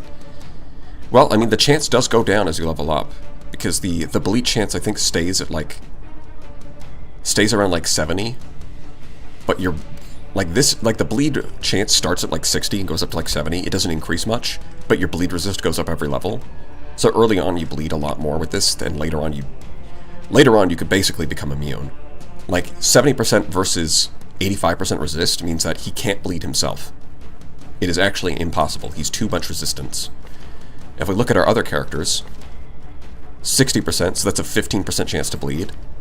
That's a 50% chance to bleed. He has a much higher chance to bleed, but we never use weird reconstruction on him because he heals himself with Solemnity. You gotta see? It all works out. Yeah, you can just keep doing what you're doing. And, if you could just... Oh, he would have to crit. So I think we pulp. That time it worked correctly. And we just dodge. But like earlier it bugged. Confidence surges as the enemy crumbles. Foul warding, that is... That's gonna do a whole lot of nothing. Congratulations. You have played yourself.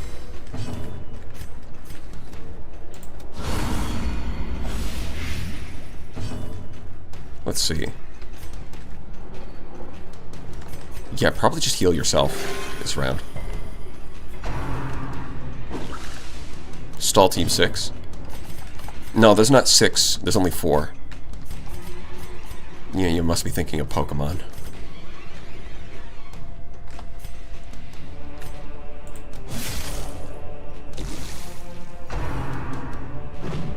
Easy dodge.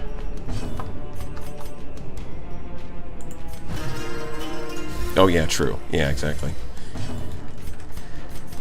Okay, now we can go for the stun. Which means that now we can start attacking you again.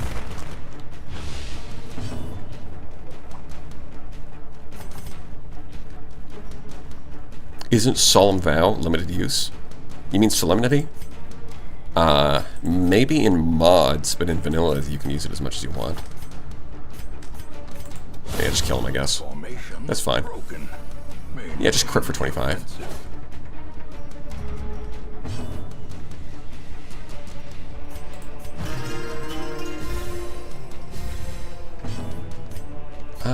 Yeah, I think you can get a little chip healing in. Compassion is a rarity in the fevered. Yeah, I mean, crit for 25. You know, it's kind of okay. You know, it's alright. It's very okay. Yeah.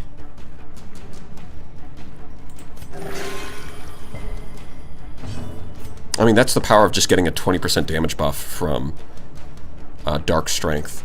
And then the base stats being so insane. And then also having Slugger.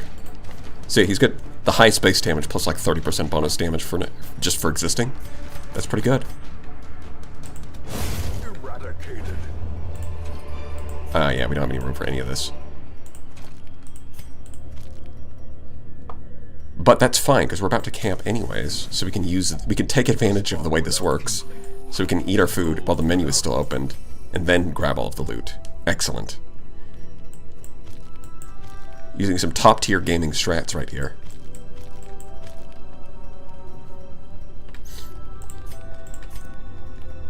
And I think we just do the same thing as last time. We combo, like, Unspeakable Commune, Dark Strength, Abandon Hope. Every rose has its thorn. And then Reflection. And that basically gets our stress down as much as possible, aside from you, but you can stress heal yourself. And then it stacks up a shitload of buffs. Yeah, that seems good. Then we rest. As the light gains And, focus, I mean, we could stack up more protection from the knight onto him, this is made but I clear. think his defense is already fine. The people who are taking the damage is all of these guys.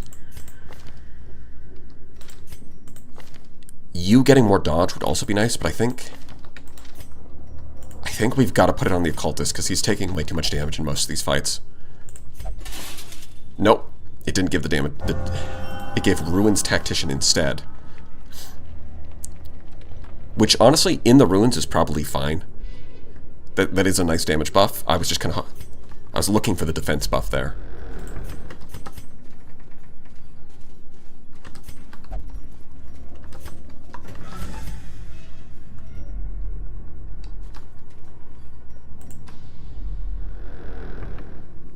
Yeah, we didn't scout anything. That's a shame.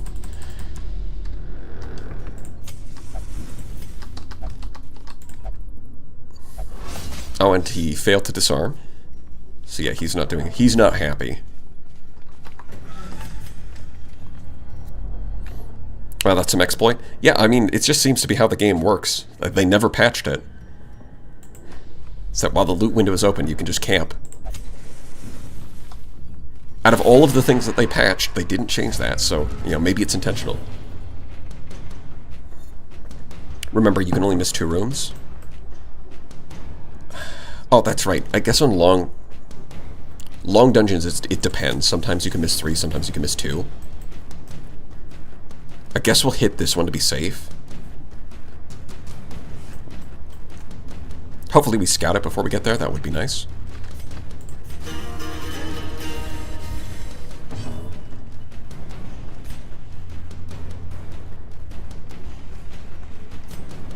I think we flash powder you, because we're just going to stun the witch.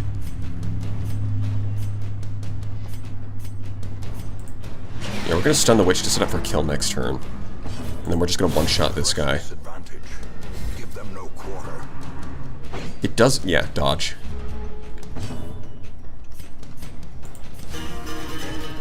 So we should be able to go first and just kill her now. The odds are actually not as good as I thought. We're still going to go for it, though. Yeah, just crit. That's my mantra. Just hit the crit. Still no deaths? You betcha.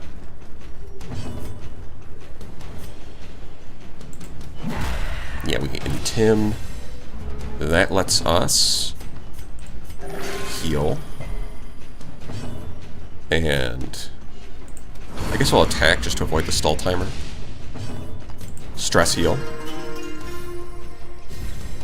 Int him again. That should get his damage down to like, yeah, minus 52% damage, minus 12 accuracy. He crits for 4. Imagine getting crit for 4 damage. Because his damage is cut in half, and then also he has 45% protection, so instead of doing like 16 damage, he ends up critting for 4. Incredible. Yeah, unfortunately that's one of the problems is his bleed resist is really low. Like, it's naturally pretty low, but then on top of that he got anemic. So I really want to get... ideally I would get Clodder over here to increase his bleed resist and remove this. But other than that, I think we're doing pretty good.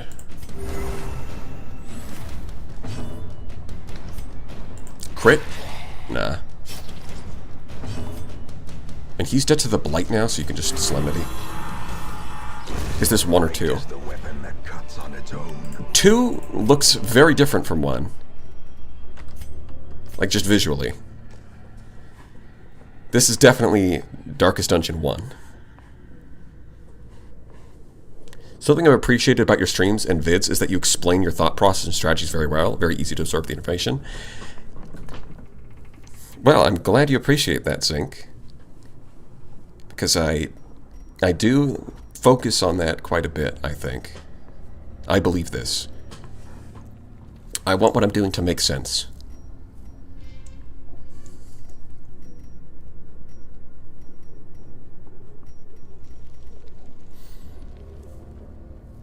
When you walk barefoot to the toilet and hit the furniture with the pinky toe, that's a crit for 4. That is the best description of that I've ever heard. Yeah, if you stub your toe, that is getting crit for 4. That's insane how true that is.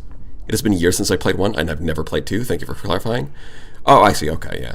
No, the visual style for Darkest Dungeon 2 is quite a bit different. Like, when you see it, you're good. Like, it's close enough that you'll see it and be like, oh, like, I recognize this character. But at the same time, it's just like you're going to immediately tell, like, oh, this is the sequel. They got that graphics budget. Stubbing the pinky toe is 25 stress damage. Yeah, exactly. Getting crit gives you stress damage, even if the attack doesn't have any built in. Man, this sucks. What do I drop for this? I'm just reading chat because I'm stalling on deciding here. Look, the rare antique is really good. can't even afford to drop torches, because we still have a ways to go. Even though I really want to drop this pile of torches. I could try dropping the shovels and just get lucky, but that's not always the best strategy, especially, like, we're in good condition now, but a lot of these fights have been definitely taking their toll. So I don't want to risk taking the extra stress and health damage from digging with our hands. Shoot. You know what, this is only 3 busts, so we can probably drop that for something that we actually want. And then for these, I think we take it like this and keep the higher value. Yeah, we actually have to ditch some loot, I think, if we want to get through this.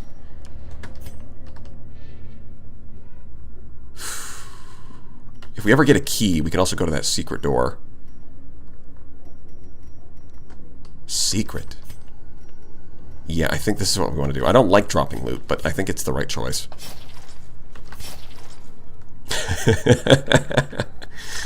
Oh boy. So remember how we're talking about how the leopard does a lot of damage? Let's do more damage. Why not? That's another plus 20, so he's got 10 from this, 20 from Dark Strength, and 20 from the statue, so he's at plus 50% damage. He's just hitting for 1,000,000. He's gone from like 12 to 23 base damage to 7 to 33. He can just hit for 33, it's not even a crit. That's just how much damage he does. And accuracy isn't even an issue because we have a Jester.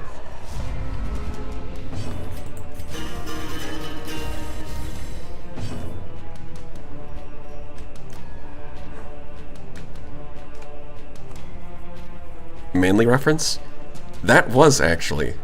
I think you're the first yeah, that was actually. The first time I mentioned that I do this, the secret, somebody actually catches it. That's insane. This is insane. I can't believe it. Crazy style. I mean, I could flash powder him to reveal him, and although, to be honest, normally these things do way more damage than these guys, even if you factor in bleed, but because he has such high protection, the bleed is probably more threatening anyways. Also, they're more fragile, so you can usually one-shot them a lot easier. But his damage is so high, it's probably better to go for the Gladiator. Which means I would rather, I think, flash powder you. I return. I have a great idea on how to use my 2-foot saw blades with my flat-bottom boat. Are you going to saw the boat in half? Let's see him crit for 40. Oh, buddy. If he's critting, he's going to be critting for like at least 48. I think it's like 50% of your... I think it's max damage plus 50%. So it's going to be like 48 if he crits. It's almost all the way up to 50. Better search trash cans for soul. You know, there isn't really trash cans in this game. I know, shocking. Guess you could say I have big brain energy. That's true. If you're in this chat, you've got that already. Because only the smart. This is a channel for only the smartest of gamers. And you might not think that you're a smart gamer. You might think that you're not, but I promise you, stick around and you will be. Look at that. Look at that. They just missed. Skeletons are allergic to bragging. You've heard it here first, folks. Skeletons cannot hit you if you're bragging. Go apply this next time you, go apply this, like, information the next time you run into a necromancer. It's that easy.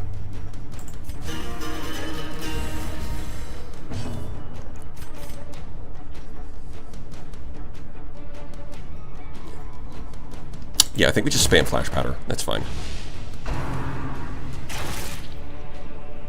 What? Minus 12 accuracy on the guy with 48 dodge and he still hits? Unlucky. Alright, just stab him. As it turns out, the viscous force is more than enough to impose a significant amount of force. Ironically, it is not too far from the world record pump's shape. What? But what if I want low energy gaming? Isn't that what, then wouldn't you just watch moist critical gaming?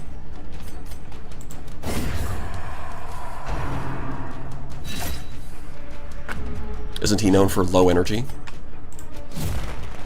Deadpan. Might even be more deadpan than me. That's crazy.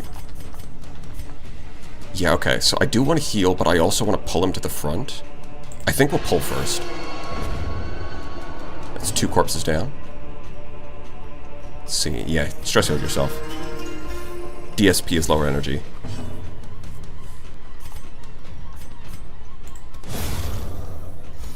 DSP is Dark Side Phil, right? If I remember correctly. I'm not super deep into lolcow lore, but I think I recognize that one. Yeah, just I mean, there's not much stress, but you can just keep going. Play your song, funny man. Let's fucking hear it. Voice is all in on the deep voice nonchalant type beat. Yeah, more or less, right? Imagine being chalant. It's clearly the YouTube meta is being not chalant. Right? So I feel bad for all of those guys out there who are stuck being chalant, because that's clearly not the best strategy. Yes, the guy that, yeah, okay. The wounds of war can be healed, but never hidden. Yep, we're stalling. What are you gonna do about it, game? I'm stalling. I crit heal for 26. Oh, and you can't even hit a bayonet jab. That's embarrassing. Let's see. Yeah, I think we heal you. Like, we're super fine. You know, maybe we can... Honestly, looking at our team lineup right now, I think we can start to throw out some of our resources. Because we actually managed to farm this battle for 0 stress and full health. Ooh, miss. Unfortunate. Just hit him. There we go. And we did... Gamers, we found the key. It's that easy. We found the key when we're right next to the secret door. It's just that easy. The best to ever do it.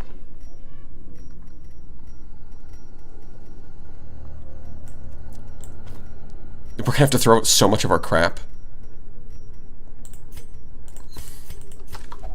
Yeah. What do you mean reveals insight? He already has it. Quirk reinforced? I didn't even know it could do that. That's the first time I've actually seen it lock in. Huh. I thought it just gives you Ruins Tactician. I didn't know it could actually lock in Ruins Tactician. You learn new things every day. You heard it here first. Personally, I find Big Brain Energy to be whimsical, demure, nonchalant, and niche. Those are a lot of words, and you know what? I like those words. Those are some of the best words I've ever heard. Whimsical, demure, definitely niche. The better, but you know what they say? The better the niche, the better the quiche. That's a food.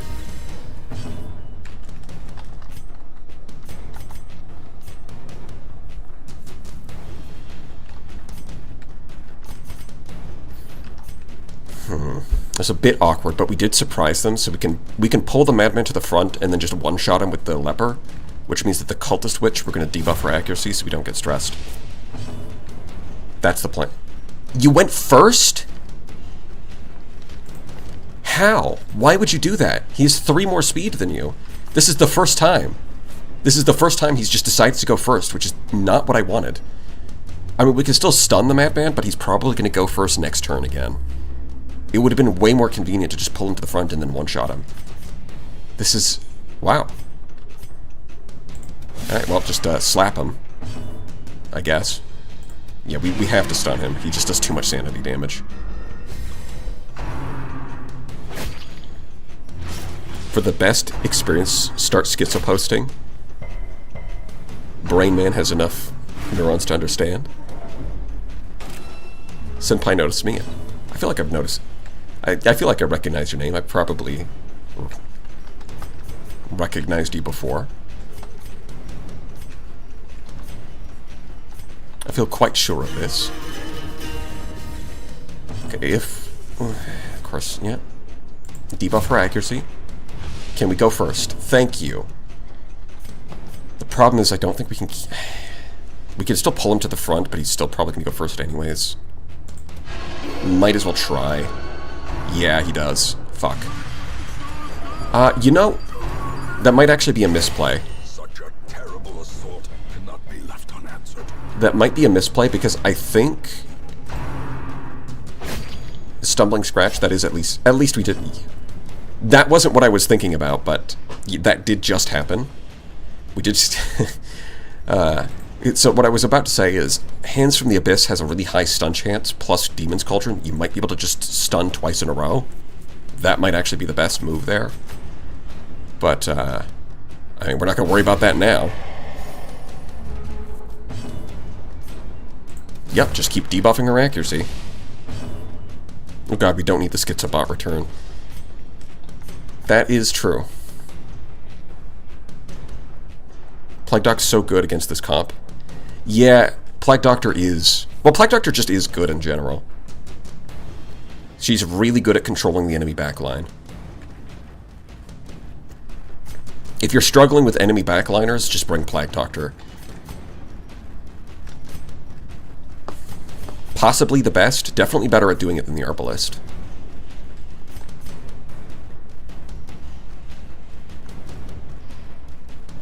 Do I stress heal or do I... I think we dodge tank and then we stress heal and then we... Yeah, I think we do this.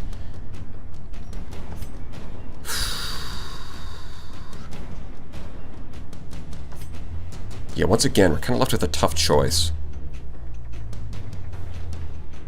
I think we need to prioritize getting him off the field, though. Yeah, because now the, if we... Yeah. Okay, because now that there's only one of them, we can hew to hit them both. Nope, never mind, he dodged. He's just that insane. But the Jester follows up. The problem is that he's really high on stress now, but we also want to heal him. So it's a bit awkward, but I think we can stun her to buy ourselves a little bit of time. And if we do this, it should count against stall warning. Yeah, that shouldn't trigger a stall warning, so that should buy us a bit of time. Get your stress. Heal a little bit. Heal yourself a little bit more. A little more stress than I would like. She pulls the Antiquarian to the front. That's funny. You know what? I think it's worth it going for Solemnity here. And then... Oh, we didn't get a stall warning. Really? I was sure we would get one that turn. And then she went first, which is annoying, but she missed. So I guess it kind of cancels out. I don't know why you're going first. That's, Well, anyways, just move back here. Heal yourself. Jester can remove more of your stress. Yeah, okay. Now we're in very good condition. And we can just... You know what? You could actually kill her with Intimidate. Go for it. For style points. Foolish horrors. Brought low and driven into the mud. Yeah, that takes care of that. Now we can go get our treasure. Hello. I like money. What inspired you to build a second Krusty Krab right next to the original? Money. My Mr. and Krabs impression is flawless. Thank you for asking.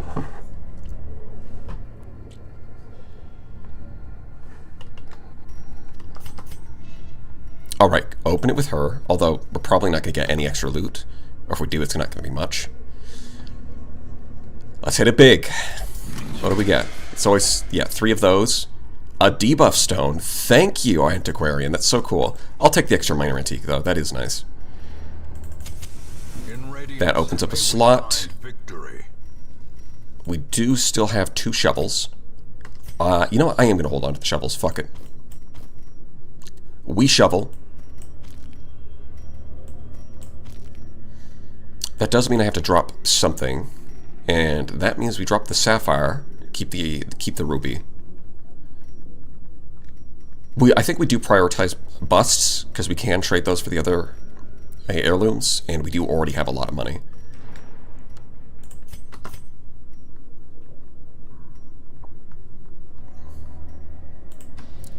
Oh, you know what? Actually, I think it's a good idea to... Hold on. I think we actually want to walk down this way, because walking down a path you've already been on uses up less torchlight. So we can walk down this way, and we're going to go to these two spots anyways. Although, actually, hold on. No, we have to walk through the same number of spaces anyways. It would just let me hit this curio, which I don't think matters. Yeah, never mind. I don't think that actually makes a difference. In before there are no rocks. Yeah, if you hold on to your shovels, the game does not put any rocks in your path. And if you toss your shovels, that's when the rocks start showing up.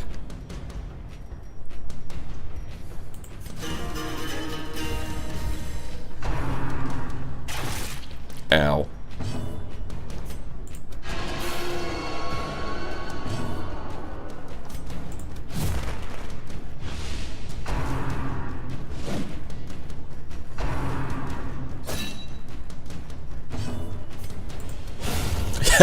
There we go. I thought it would be 48, but apparently he crits for 52. There you go. He does crit for over 50 now.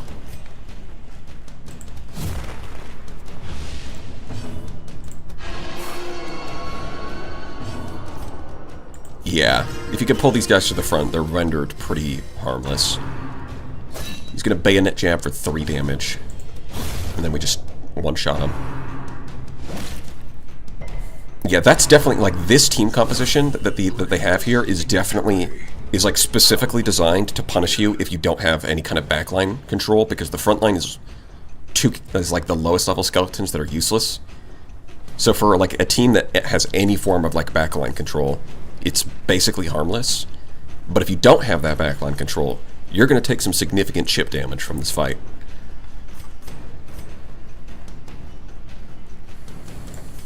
I'm starting to get in, I'm getting into the mind of the developers. I'm thinking, why did they set up a fight that can spawn like this?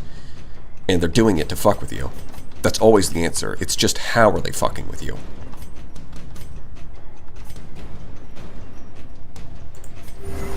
Compassion is a rarity in the fevered pitch of battle.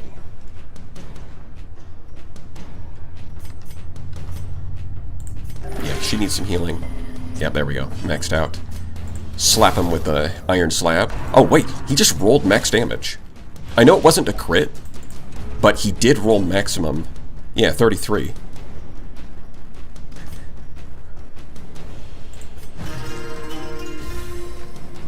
Yeah, I think we tentacle. Okay, it's not your turn.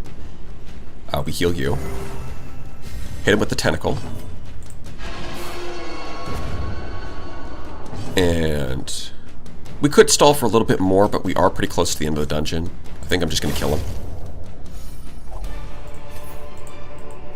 A trifling victory, but a victory nonetheless. True. You're so right. I think I actually care more about the bust than this ruby. Money is mostly taken care of. We've got these trapezohedrons, and we've got a good stockpile back home. Yeah, okay, so I think we are going to go to this corner just to make sure we don't... Just to make sure we don't go to the end of this pathway and then get hit with the game telling me that it actually doesn't... It's not good enough. There's a battle. Hello there. Why, hello there. Yeah, okay. We didn't surprise them, so she's probably going to go first, but I think that's whatever. Debuff him. Yep, there it is. Oh no, don't stress out my leper. He totally can't handle that. No, don't do that. Oh, she resisted! Well. Well. Well then. She just resisted, huh?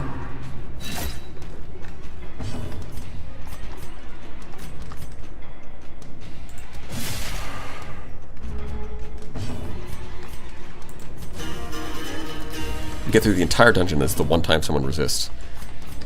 Although, to be fair, This fight is not that hard, so it doesn't matter. Okay. Pull. Crit for 12. There we go. Now you can hit him for both. Dodge. Easy dodge.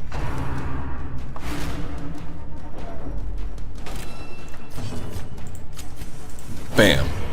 Double kill. Triple kill. Quadra kill. No, that's not what they say. Rampage. What do they say in Halo? I never really got to play Halo multiplayer. But I did play through the campaigns.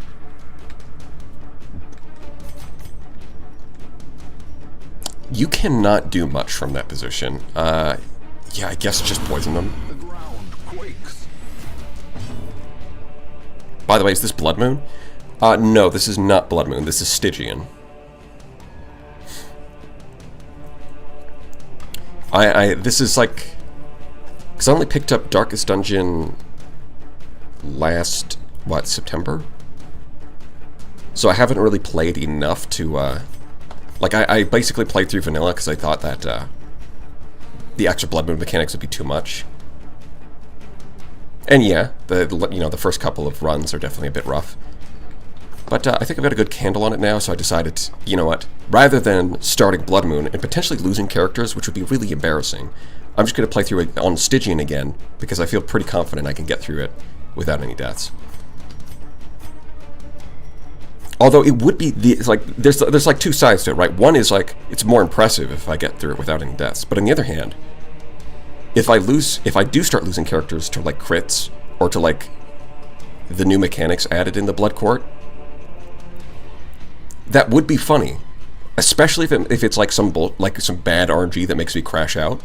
That would be funny. That's the other side of the coin. It's like, on the one hand, doing new stuff that gets you killed, very funny. On the other hand, you look really smart if you do it without losing anyone. So that's why I have like a, you know, sometimes it's a bit of a tough choice. I think we go for the finale here, just for style points. You can heal.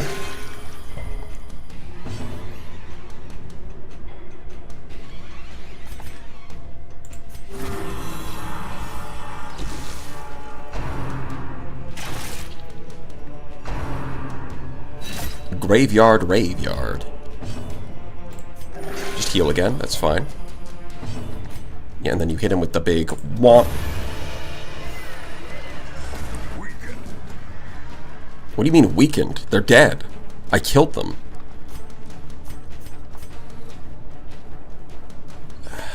Yeah, I guess just attack. It's a bit awkward because I do kind of need to pull. So that's the problem, is that I have two... He does two things that I need sometimes at the same time. Sometimes I need to pull this guy, but I also need to heal. So I guess awkwardly, I'm kind of stuck just attacking the corpses. That's fine. Is it going to bleed? Yes, it did. There's the bleed. Generally don't want to use that ability, the weird reconstruction on him, because his bleed resist is so low. But in this case, it's fine.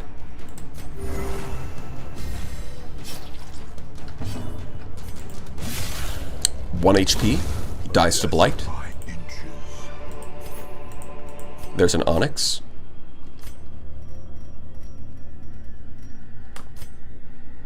Yeah, the thing is I still need to hold on to my food and torches and everything, so yeah, we just toss the Onyx, that's fine.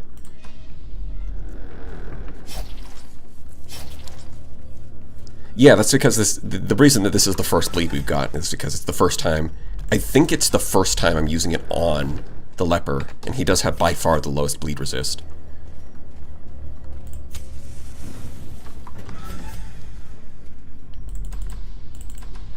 I mean, it is possible to build your team where you either just have like quirks that increase bleed resist, or at the very least, if you can't fit, like, and if they don't have quirks, then you can give them trinkets that increase bleed resist, so you can reduce the chance of him bleeding your teammates to 0. That is doable. I think at this point we actually toss the torches. And yeah. We are going to be in low light levels at the end, but we'll be fine. Oh, shoot, I forgot to reset party order. There we go. Yeah, there's not even a battle. Hey, look, there's a use for that shovel. At this point, I feel comfortable throwing out the shovel too.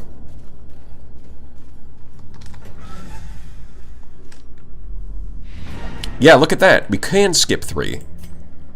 See, look at that. 1, 2, 3. We could skip 3 runes. Sure. Why not? More damage. We might end up in a fight at 9. No, there's literally nothing here. Okay, that's fine. You know, we're good. We do still have all this food that we don't need, but I'm fine with that. Everything else is looking pretty good. That was a nice run. The shifted corridors and sloped walls. We even got a focus ring out of it. I'm beginning to feel familiar. 35,000. Portrait, 15, 4, 6, 24. Okay. Alright, what do we get? We get diseases. Vertigo, vampiric spirits. Honestly, not that bad as far as diseases go, and we can cure them pretty quickly. Lazy Eye, we do want to remove that. Faded. This is one that is a good idea for quirk, but they kind of missed the mark. Because the problem with Faded is that it doesn't tell you when it activates. So the effect of chance to turn any miss into a hit is a cool idea. It's just, you just get lucky because it's fate. Fate is on your side. The problem is it just doesn't tell you when it activates. So for all you know, like, you could be getting hits because of Faded, or it could have just been a regular hit and the game doesn't tell you. This would be, like, this has the ability to be such an amazing quirk with, like, that creates hype moments where you look like you miss and then it says Faded activates and then you hit instead. But they fumbled it because they didn't tell you. They made it invisible. Stun resistance is alright. He's mostly going to dodge, so he's probably not going to get stunned, but it's not bad. Weapon Tinkerer's okay. Although we have so much money, it's probably not going to matter anyways, and Lazy Eye we definitely need to remove.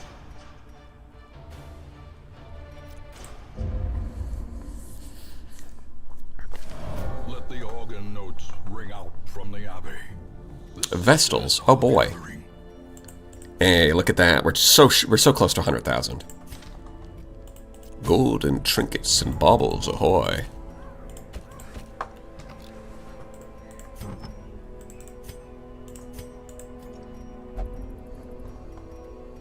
Got ourselves a nice focus ring.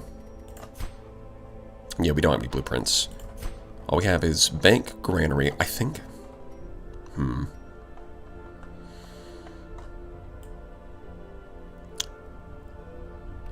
If we can, I would like to save up for the cartographer's camp.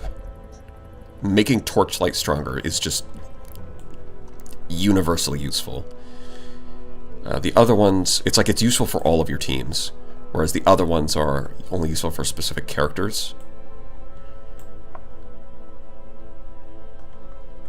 So I would like to do that if possible, but it is expensive.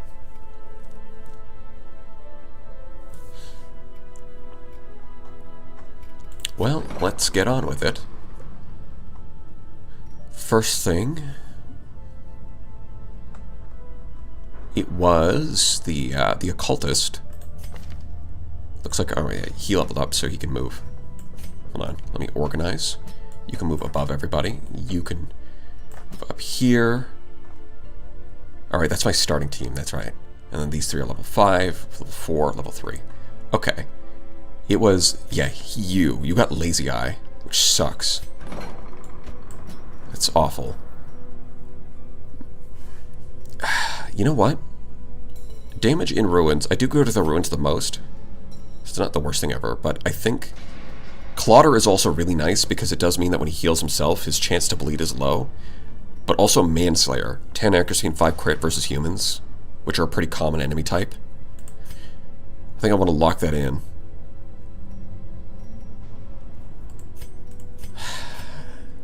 Thing is, like, there's a lot of enemies that also bleed too. It's kind of tough, actually. Clodder is pretty good.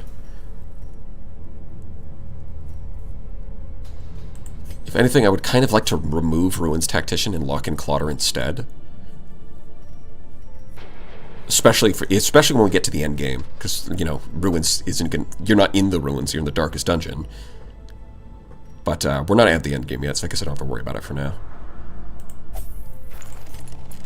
We are starting to hit the point where it actually might be worth getting another patient cell, so we can do 2 at a time. I don't know if we quite have that much money, but we're getting close to having that much money that we can do 2 at a time. And it wouldn't break the bank. Yeah, just remove it. Vampiric Spirits, go for it. Alright,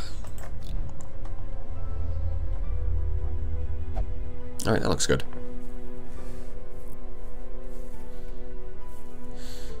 Where do we go from here? Do you have anything? Of course not. Wait, Solar Bracer. 4 crit, 5 dodge. I mean, it's okay. We already have better than that. Yeah, of course we're not going to go for her. She never has anything good. It just doesn't happen.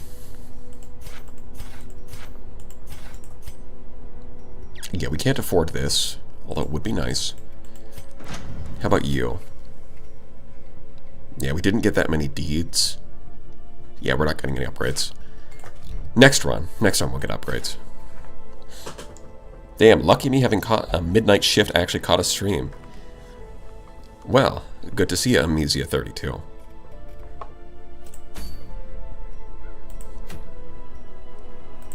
We're about to go back into the dungeon. And you know what they say about dungeons? They're pretty dark, kind of like a night shift, which is what you were talking about. It's actually similar if you think about it. It's like a night shift during the day. Grave Robber Talisman is really good if you have a Grave Robber, which we do not.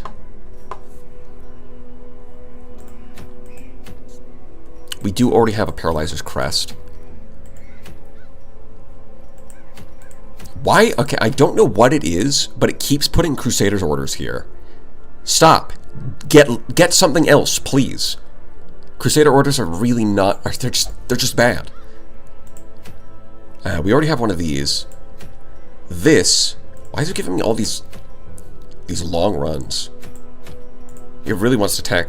It really wants to hit me with the long runs. Are we going to meet the Fishwife? You mean the Siren? Nah. We'll just ignore the Cove. I think I'd rather have Fortifying Garlic. Yeah, out of all of these, I think Fortifying Garlic is the best. It's nothing amazing, but it is 33 Blight and Bleed. So especially with, I think it's pretty solid on the Leper. You know, it's respectable. Especially if you have a Jester who covers accuracy anyways, then getting that bleed resist in particular is nice.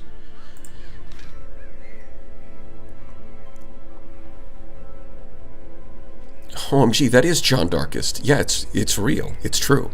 It really is me. Yeah, night shifts really are the darkest shifts. And they do test your sanity. It's so crazy. Oh... Whoa.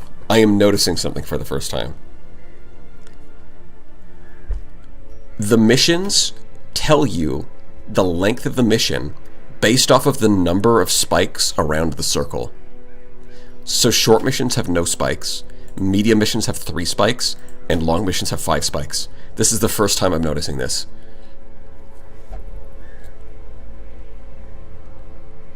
Non-damage trinkets on the Leper? What kind of heresy is this? Well, surely you have to make an exception for tanking trinkets, right? Stacking Baristan's Head and heavy-duty boots for that 45% protection goes kind of crazy. Yes, I did gain the power of counting. I thought you had to click on them and read this, but it turns out I don't need to read it all. That's awesome. I love that. The less I read, the better.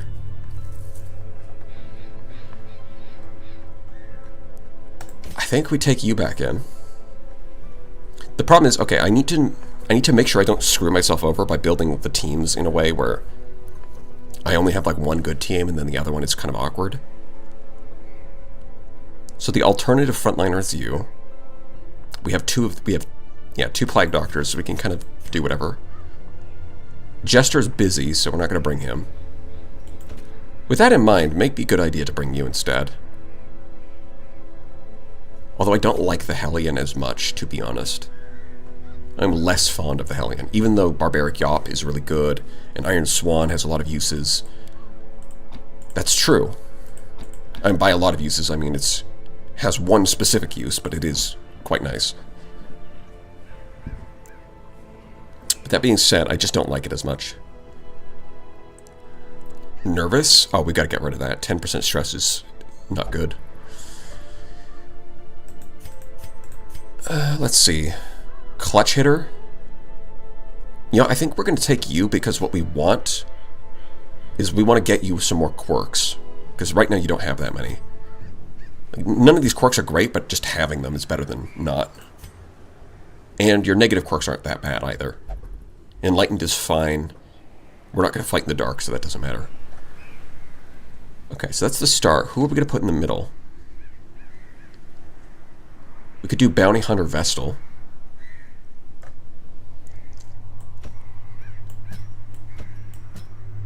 So that means that the other team would be like Arbalest, Plague Doctor. The problem with that is that Rampart is really good. And Rampart pushes him to the front, which is really... This is the problem with this guy. Rampart is really good, but it does mean that your Leper or your Hellion gets pushed out of row 1. So I guess you could go like Rampart with Breakthrough. But I'm not even sure Breakthrough's worth it, to be honest. I guess it's worth considering, at the very least. But Rampart is kind of an insane move. It moves you forward and stuns and pushes.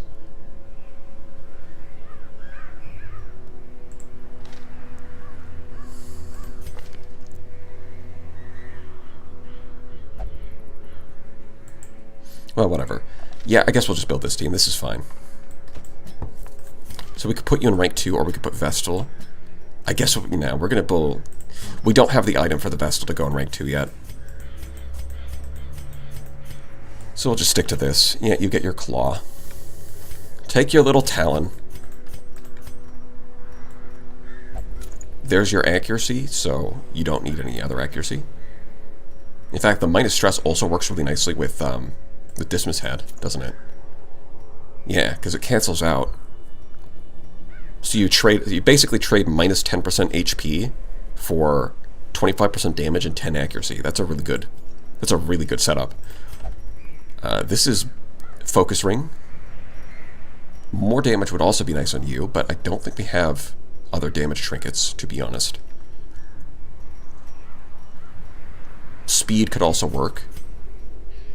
A stun amulet could also work, because he does have good stuns from rank 2. Well, let's look at the back first. Blasphemous Vial is an easy one. Feather Crystal's always also nice. More dodge and getting to go first so you can stun grenade instantly is great. Now, we don't have a stress healer, so I am tempted to go with Book of Sanity. The alternative is to go with Focus Ring so that you can actually hit. Because there's something really annoying about missing your stuns. It's like it is much better when Dazzling Light does hit. Oh, and you have stress? Oh my... 20% stress when you're above torch. That's so bad. That's so awful. I think I have to go with Book of Sanity instead, then. That's yucky. The problem is that if I do this setup, I can't fit in the Seer Stone. I guess we can live without it, especially since he does get a scouting. He has scout ahead. I think we'll be fine as long as we hit that at camp.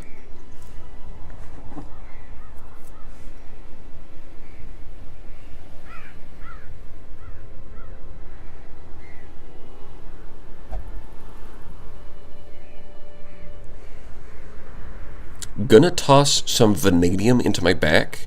Steel mill in my backyard. Yeah, good luck with that. This sounds normal and fine. Hey, I'm leaving the bench. Yes, you are. Unfortunately, we still haven't gotten, like, I will take it as soon as we get the opportunity, but I have not found the trinket that boosts the Vestal's melee potential. I mean, the Vestal still does okay even without it, but it actually becomes a lot more respectable as an option once we get it. So for now, I think I'm going to run the Bounty Hunter in this slot. So let's just run Uppercut. Then again, the problem with running Uppercut is that we already have Barbaric Yawp anyways. You know what? It's actually not the worst idea, because it does mean that you can punch someone to the back and then hit them with Iron Swan, which is funny. It's not, like, amazing, but it does have a better crit rate.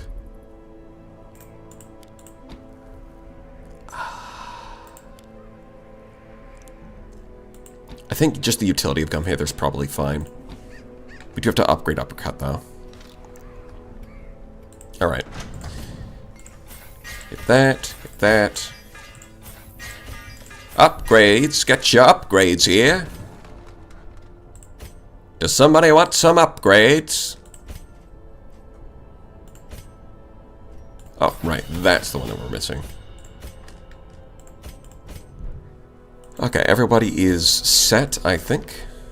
3s across the board, 3s across the board, yep. Those are 3, those are level 3, okay. I think, yeah, our camping... So for camping skills, we're going to have to use Sanctuary, which is kind of the worst. The worst ambush prevention out of all of them, but it's just what we've got. It is what it is. It might be good to bring some herbs, just so we can use Rebel and then cancel out the debuff.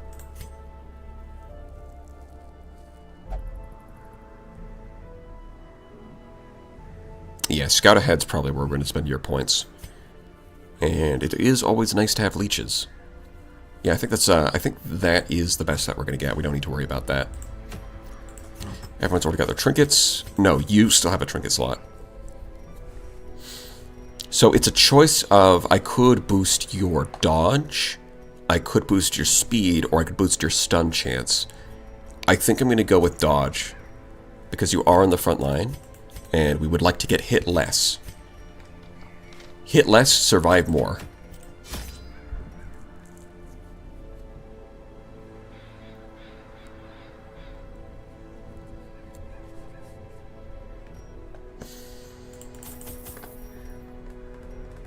Yep, that's easy.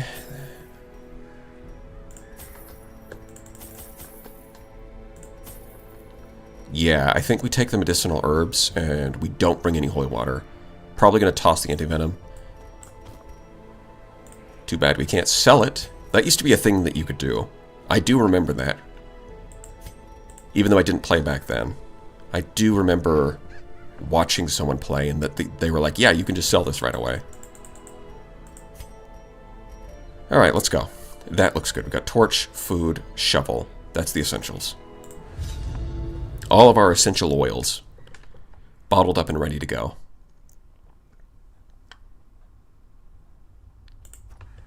The fiends must be driven back.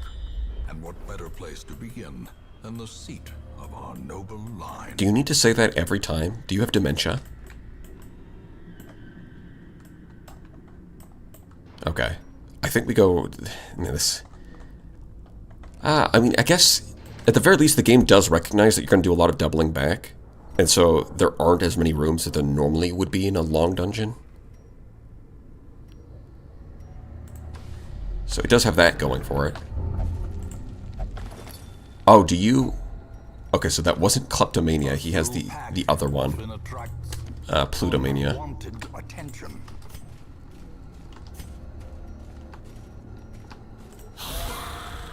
Okay. There we go. Hit him with the blight. 1. You let it live on 1.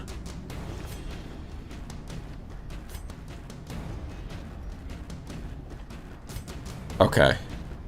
Well, I think what we do here is we punch it. Continue the onslaught. Oh, wait, really? Huh. Them. Because uppercut's supposed to push them back, but I guess if it kills them, it doesn't push the corpse. That's a bit annoying. The match is struck.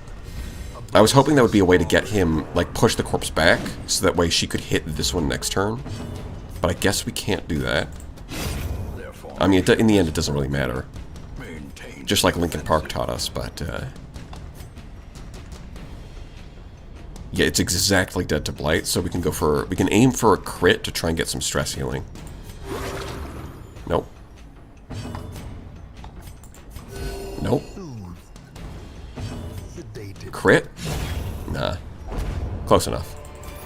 These nightmarish creatures can be felled. They can be beaten. Yeah, no battles. Oh, do we have... He's got decent trap. Yeah, the Bounty Hunter does have decent trap removal.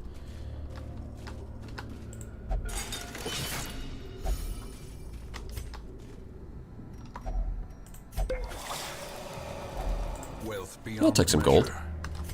Awarded to the brave and the foolhardy alike. You had all the crits last run? Ah, that's true. I might have used up all of my crits. Although the reason that we had so many crits was because we had a Jester, so maybe it wasn't. Maybe not. Huh. What would I actually prefer? Do I want to stun?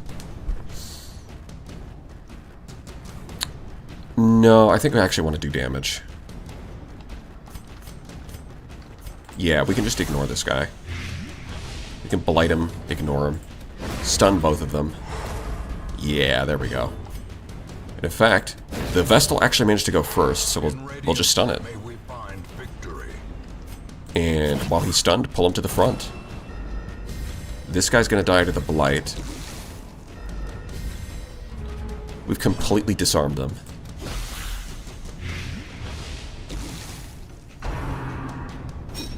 Yeah, easy. That's the camouflage cloak. Hell yeah. You'll love to see it. In fact, he resisted the move? Man, that's annoying. I was kind of hoping to push the that guy forward. Oh, there's the miss. That's why I want Focus Ring. That is exactly why I want Focus Ring on Vestal. There we go. Nice crit.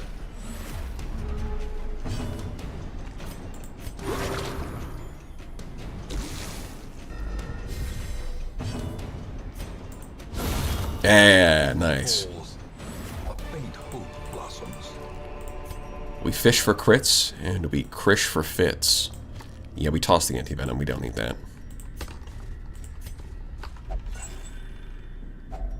Hacks. Poison's not a problem if you just heal through it. Low on supplies. Also, we have a Plague Doctor.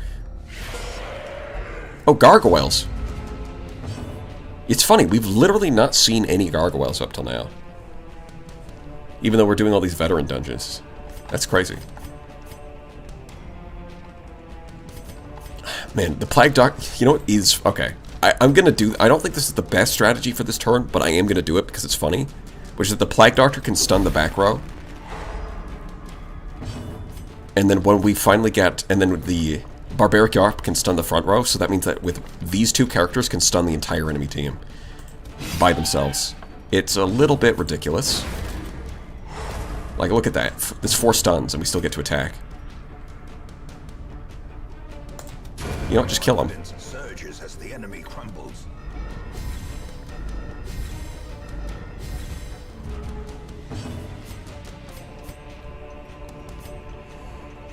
Yeah, Gargoyle, for sure. They have a lot of damage resistance, so blighting them is a good way to bypass that. Yeah. So XCOM run when? It would be funny to see Graveyard full of chat. That's true. I probably... I guess when I'm finished the Darkest Done run, I'll probably do an XCOM run.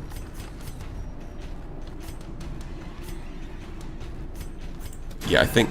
Again?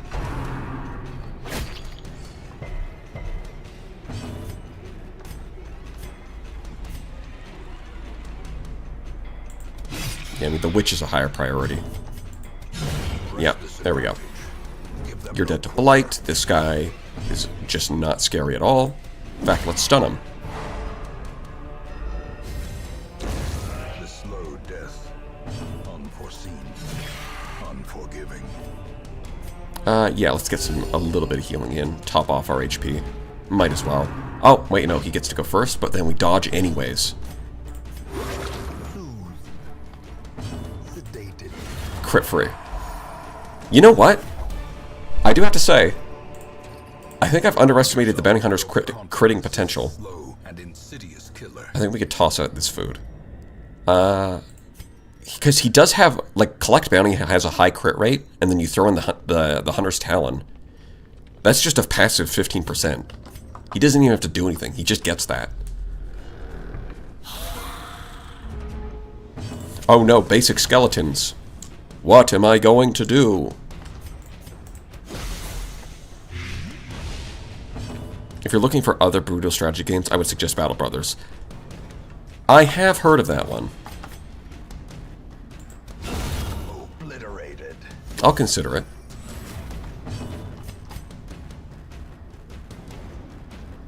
Yeah, I think we stun this one. So it dies to the Blight. The path is clear. And the Hellion just takes 40. I was gonna hopefully kill this one before it got a turn, but that's fine. That's why we stun for the Blight, because it gives us a chance to heal now. Keep our health topped off. Like, he can attack the corpse. You can heal her. There we go. Annihilated.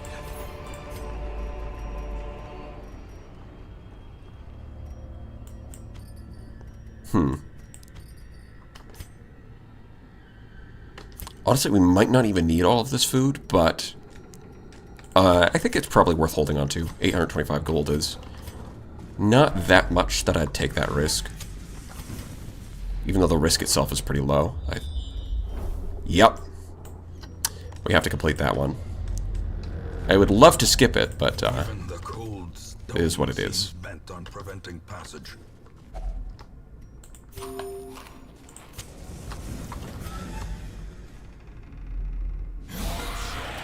Battle Brothers does get bogged down, but yeah, it is very tight.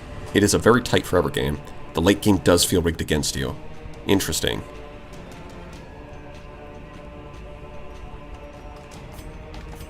So you hit a late game wall, do ya? Okay, so here's my theory on this, right? Plague Grenade or Blinding Gas. My theory is that if you surprise the enemies, Plague Grenade. If you don't surprise them, then you Flashbang. This is what I think about that.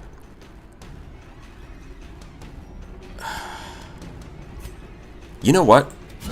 Get over here. Fuck you in particular.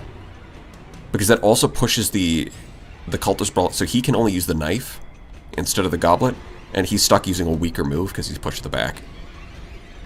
And then we can Iron Swan this bitch, and then you missed anyways.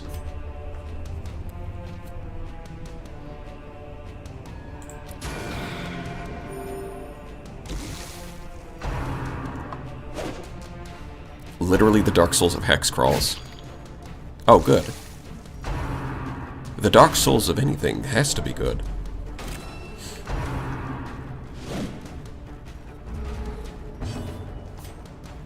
Five? Oh yeah, she lives. So we just Plague Grenade again, she dies. Oh, he lives on one, but it doesn't matter because he's in the front, so knife in the dark. Slowly, gently. Run for the Old Gods. I was really hoping to go before that, but we resisted the bleed anyways, so it's fine. Yeah, come hither. If you use it on the right guy, it can really fuck up their positioning, huh? I just wish it worked more often.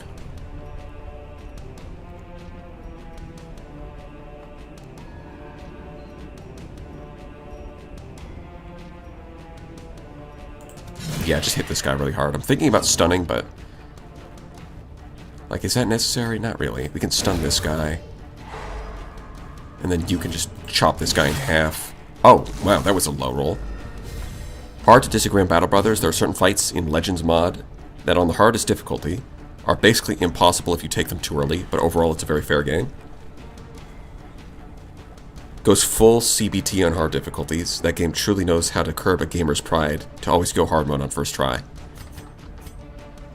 Getting some conflicting opinions. I'm just realizing there's a tentacle idol in the background. And on the one time I don't bring holy water, and there's one of those damn idols. Which if you have holy water, it removes a negative quirk. The game is trolling me.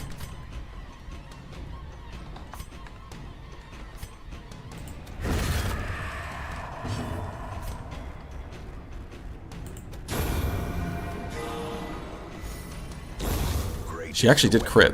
Nice.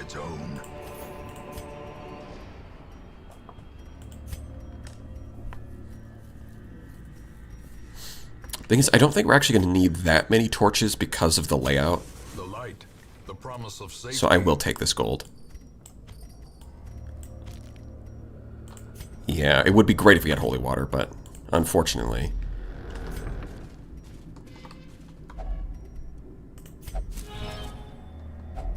A fortune waiting to be spent.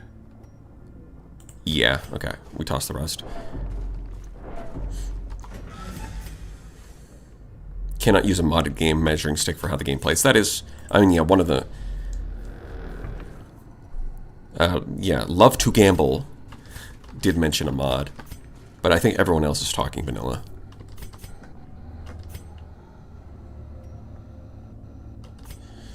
I think I'd rather hold on to the herbs. We're already packed full of gold anyways. Oh, right. No, my 250 coins! My pennies! It's fine. We can leave the pennies behind.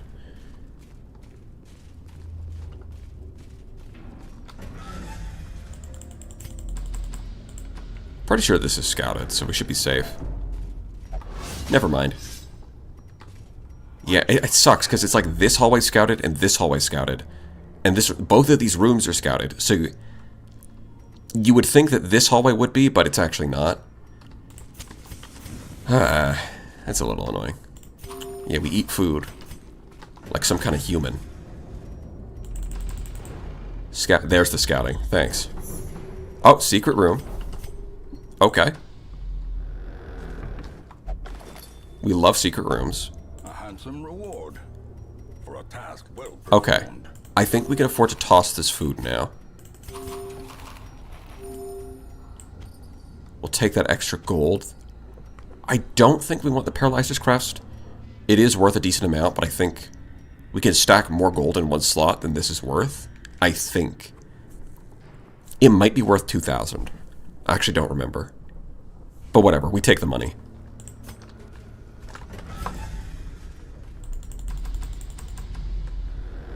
Oh, books. We read. We read these. Hold on. Yeah, you. You read it. No, wait, hold on. If we get the stress debuff, then I'd rather be on him. Journal entry. The worst was their eyes, close set and forced to squint through fleshy slits. I shudder recalling the horrific and unclean warmth of their blood as I rinsed my talons. I nearly retched. May death grant them a soft mercy. Okay.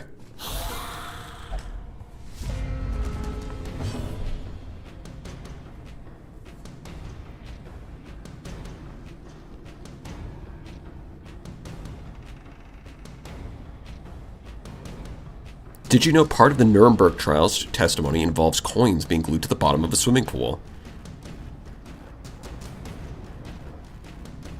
Okay. No, I didn't. I'm talking about a mod called Legends Mod, which is basically the equivalent of XCOM Long War. Okay. In other words, highly regarded to be the real version of the game. Gotcha. Talons? I think it sounds like they were transformed into some kind of monster. Yeah, so we surprise them, we plant grenade. And also, just to rub it in, pull you to the front. Just to make sure you have a particularly bad day. actually hit Iron Swan this time. Let's go.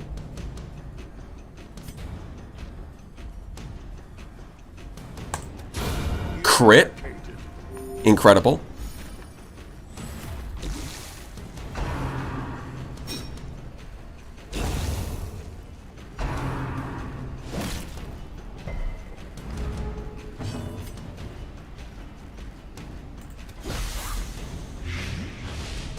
He lives on one. Bayonet jab, though, so it doesn't matter. Smash this guy. Easy.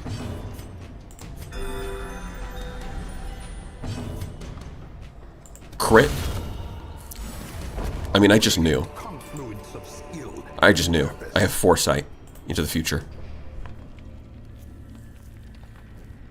These dark caves dribble with an overabundance of humidity beyond my threshold for comfort. I nearly broke my ankle on the rocks, made slick with some ubiquitous slime. The pools stir and slosh with no visible cause, and the shadows beyond torchlight seem to grow and shrink of their own accord. Bro, relax, it's just some slimes. You're probably fine. Oh, a map. I was about to say that did literally nothing, but it did find the curios. Okay. It was just delayed. It was just delayed because it was trying to be funny. It was a prank. Oh, wait, hold on. The room battles with the curios are at both ends, which means that we do have to go... We can't skip either of them. We have to go both ways. We're getting a surprise on literally every single battle. We're just that good. This is the best team. The strongest team.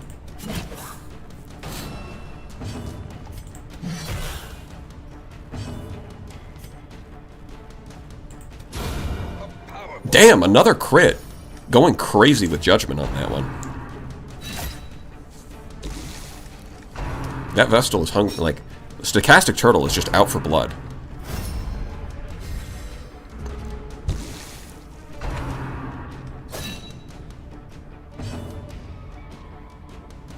Stop comparing everything to Dark Souls. It's not even difficult. I think we should think... Honestly, I think we should compare things to Dark Souls more. Not because the comparison is valid, but because it got so overdone a couple years ago that I think it's looped back around to being funny. Like, everything was like, oh, it's the Dark Souls of this, or the Dark Souls of that. Cuphead is the Dark Souls of platforming. Everything was Dark Souls, and I think it became so overdone that it's looped back around that it's actually funny. Like, when you go to the bathroom, pooing is the Dark Souls of peeing, you know? Like, that's what I'm saying. Like, you just gotta start thinking about everything like that. Like, if you think of a place where like, traffic sucks, you call that city the Dark Souls of driving.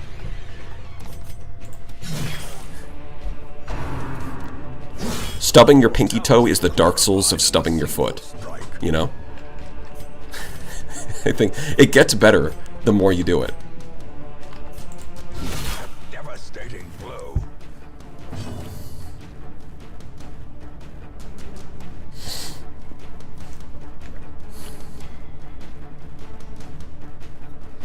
Okay, let's meet in the middle on that and at least compare to pre-nerf Consort Radahn.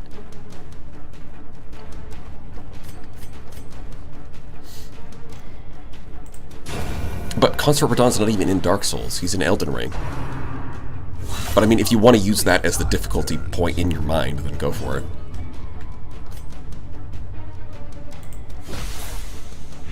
That fucker was hard. Yeah, so I've heard. Honestly, I don't think... Yeah, I haven't played the DLC, so I never had to deal with that.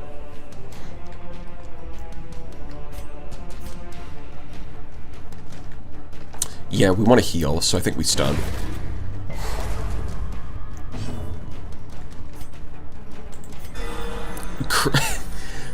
Bro, Stochastic Turtle, out here, hit it with the statistical improbabilities, critting on every single move.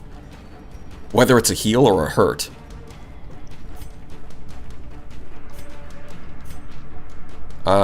He's probably going to crit, even though I don't want him to, but whatever. What did I say? What did I say? I knew he was going to crit. Seize this I actually didn't want to kill it because I wanted to stall for another turn and heal. end. But I mean, I just knew, and I had to prove it. Sometimes there are things that you just know, and that was something that I knew would happen. That's a bit rough. I think we camp. A moment of respite. Oh shoot, wait, hold on. Wait.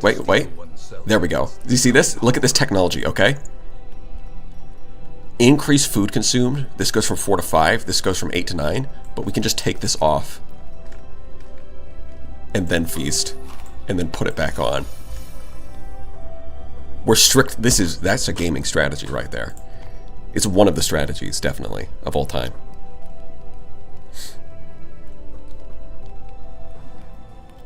I can't decide if I love you or hate you for your pedantic sarcasm. Well, you're gonna have to find out because it's the entire brand. It's like the only joke that I know how to make is pedantic sarcasm. I actually don't have any other jokes.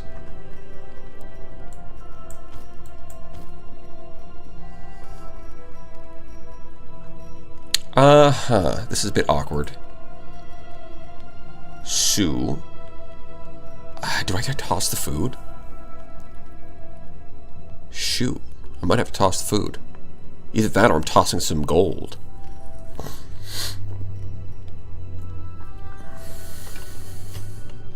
I think we'll be fine if we toss the food. Yeah, we can toss the food. We want more money. We love money.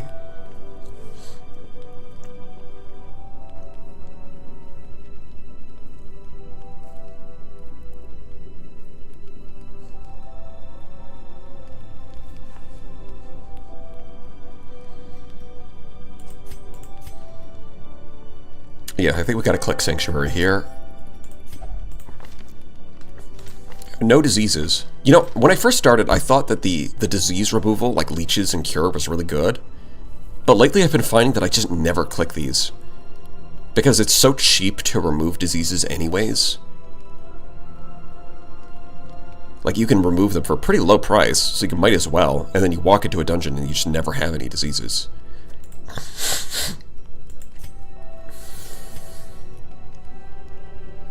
That's been my experience. Honestly, I do think we actually want to do the Revel strat, because we do have a decent amount of stress. So we click that, and then we use up the herbs to remove the debuff, and just take the buff. Awesome. Battle Trance is really solid. Unfortunately, it kind of competes with Scout Ahead here. Although, to be honest, it's probably fine. So far, we don't need the scouting. We're just winning anyways. I think we take Battle Trance for the extra damage, and this is how we do it for the accuracy and crit. Wait, his crit's insane. Wait a minute. Isn't he up to like 25% crit? He's just going to crit everything. Yeah, he's up to 21. No, he's up to 30% crit. Oh my god. He's just going to crit everything. That sounds good to me. As the light gains purchase, After considerable 2-minute consideration, I've decided that it takes one to see one, so you cool. Also, Lucy and Justice are clearly more superior waifus. So that's your type, huh?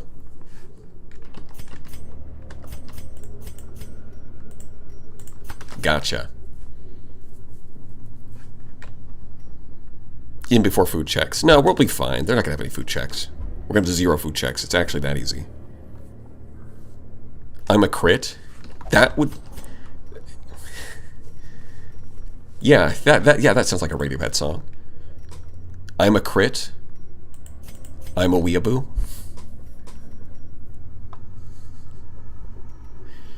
Yep, I think we do spend the key here. Move amulet. More like move on out of here, because I don't want that. The problem is we don't have any space in our inventory for this, for the secret room loot. To the point I'm actually tempted to drop more torches. Like, we have firewood so we can reset our torch level without relying on torches anyways.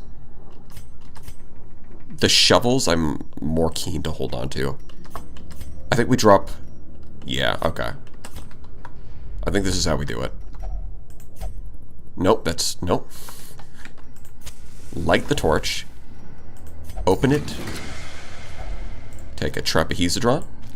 We take a trapezohedron. This is the thing.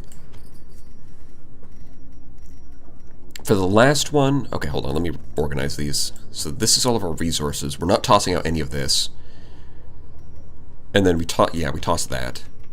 Hold on to the gold. Glittering gold.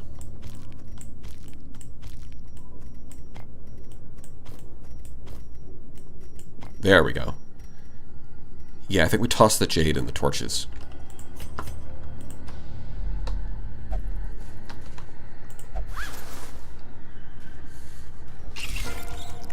No fucking shot. Oh my god. Shambler?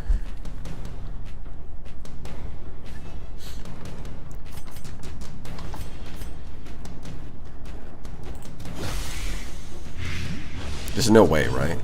It's just such a bad idea. It might even be the worst idea. Destroyed. You only did 7 damage? What is wrong with you? He threw away his childhood friend. What? Technically, you have a camp available. I do. That's... we're in like perfect condition. So, reasons to go for the Shambler. Success so clearly in view.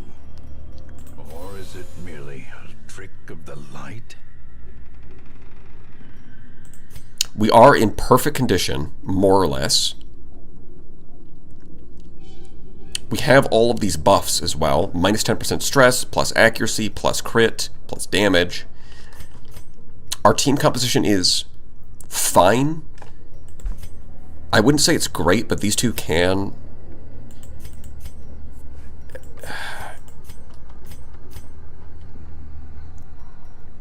Downsides, we already have a full inventory, so we don't exactly have room to carry a bunch of extra loot.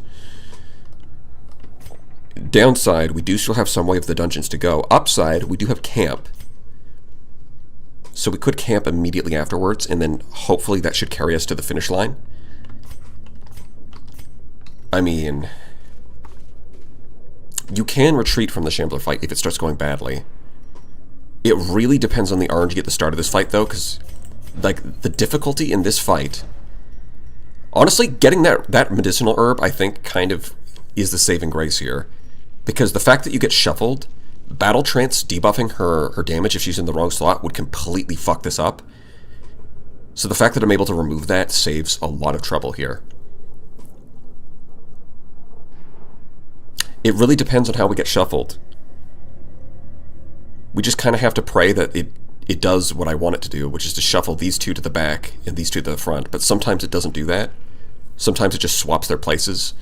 It's unlikely, but it can happen. It can I don't know if we can recover from that. That being said, I'm all about gambling. What's life if you don't take a little risk?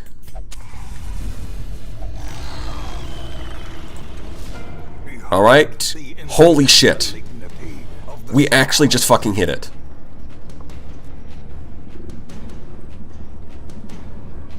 I mean, these two, it doesn't, like, normally have the Plague Doctor in the back, but these two are just completely interchangeable. It actually just fucking hit it. Alright. Now, the next problem, of course, is that Shambler is really hard. Like, in apprentice-level dungeons, it's actually pretty easy, but as soon as you get to veteran, it becomes a lot harder. Oh, perfect timing. Thank you, cooler guy. That's incredible timing. I mean, we just gambled. We just gambled, and we hit it. It's that easy. It's that incredible. Oh my god, that's beautiful. Alright. Well, I mean, no, I can't lose, right? We gotta hit this. We win these. 100%. What's the stun chance? 0%. Okay, so just dodge. Yep. I think this is also 0%. No, it's 10% chance. So definitely not worth. The bleed is 60%, but honestly, even with the reduced damage, I think bleed is more valuable, especially since it has so much protection. Yeah, we did hit the bleed. Okay. 2% extra crit. Amazing. Yeah, it's just so fucking tanky. Crit for 4. That's not bad. Stress is still manageable. We do get to go before with these things. Okay. These things are the worst. These tentacles are actually the worst. Please fucking blight. Thank you. Oh my god. In fact, it even crit, which means it dies to another tick of the blight. That's so... Crit, that's not good. Because crits do like 50 stress damage. It is completely ridiculous. We did get really lucky though, because this one dies to the blight anyways, thanks to that crit. This one missed, so it didn't get the buff. That's actually huge. What this means is that we can... Yeah, we can focus on the Shambler, let this one die to the Blight, and I think the Bounty Hunter should be able to one-shot this one. Although he has rolled some 8s, so we might need to chip in with the Vestal if she can hit any... No, the Vestal needs to heal. Fuck. I think we just have to we have to get lucky here. Okay, we've got another bleed. That's good, that's good. Alright, we need to kill this. You fucking... The stun resist is 70%. That's a 50-50. And that's if it hits, which is 74 to hit. So the odds to stun are like 38%. Not good. On the other hand, I could just go for the guaranteed value of... like a heal for 4 across the board. Compassion is a rarity in the fever. Yep, and... shit. Yep. Okay, okay. Wait, hold on. That was about as good as a shuffle could go. Getting shuffled sucks, but as far as shuffles go, I think that was about as good as it gets. Okay, you need to hit this time. Okay, you did hit it, but you only hit 10. Alright, Plague Doctor. You need to hit this. Okay, we blight it, so it's dead. Thank God. Okay. Alright, we want to bleed this again. Fuck. Okay. I think rather than healing, we actually want to go for damage here. Because the other thing that's going to fuck us is stress, and we don't have an answer for that. Stochastic Turtle hitting another crit. Incredible. There's another tentacle. That one's dead. Excellent. Yep. Another fucking crit. Incredible. Kribby? Kribby? Come on. I need you to hold it together. I know. I hate the Shambler too. Crit. Excellent. Crit bleed is fantastic. I think we want to kill it as fast as possible. Blight it, please. Thank you. Holy shit. Yeah, and I need you to hit this thing. Okay, it's dead to the Blight. Centaurius Lament. It's going to shuffle us again. Oh my god. Oh my god. I think that's as...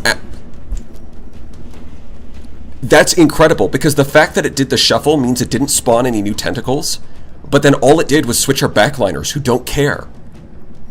That might be the best possible RNG for what the Shambler does on that turn. It literally could not get any better. We're just that good at gaming that the gambling is in our favor.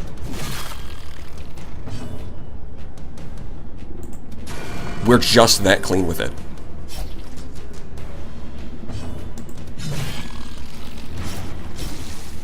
Unfortunately, it does get one more turn, which means that we do still have to deal with these tentacles, but the dots are going to kill the Shambler anyways. Yep, Death's Door. Unfortunately, we do have one Death's Door. Let's see, that's a lot. I think we... Yeah, we do want to... Oh, right, it does clear her Blight, but it doesn't get her off of Death's Door.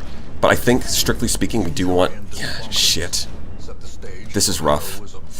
We're right at the finish line. Now, the Shambler itself is dead, but these things can get very out of control. Because every time they attack, they buff themselves, like a lot. And if you don't get it under control, you will just die, even if you killed the Shambler. What is the stun chance? Oh, thank you, Zlonk. It's a good timing.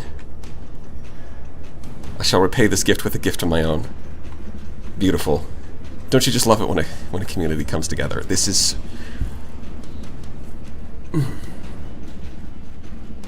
Fuck. It's a 50-50 on that. I can either go for strike damage, because it could end up targeting the Plague Doctor, and while it is a 2/3 chance to survive a death blow, I don't want to take that chance, because I would like to go deathless if possible. What's the odds to hit? 94. So, overall, it's like a 48% chance to stun, which is not great. Or I could go for guaranteed damage, and then hope that the speed... It's got a speed of 11? Holy shit. Yeah, this thing is definitely going before anyone else on my team. I think I've got to go for damage. 7. Okay, it didn't target the Plague Doctor. It did crit, because of course it did. These fuckers always fucking crit. Hopeless. You don't need to be hopeless. We're literally at the end. We've got this. Everything is... Oh, everyone is fucking... Oh shit, abusive? That's really bad. Abusive can cause damage to teammates, so she might... Stochastic Turtle might kill Kribby here. That's not good. So this is a 50-50 to stun on both of them. Which is not great. I think we just kill this one. Fuck!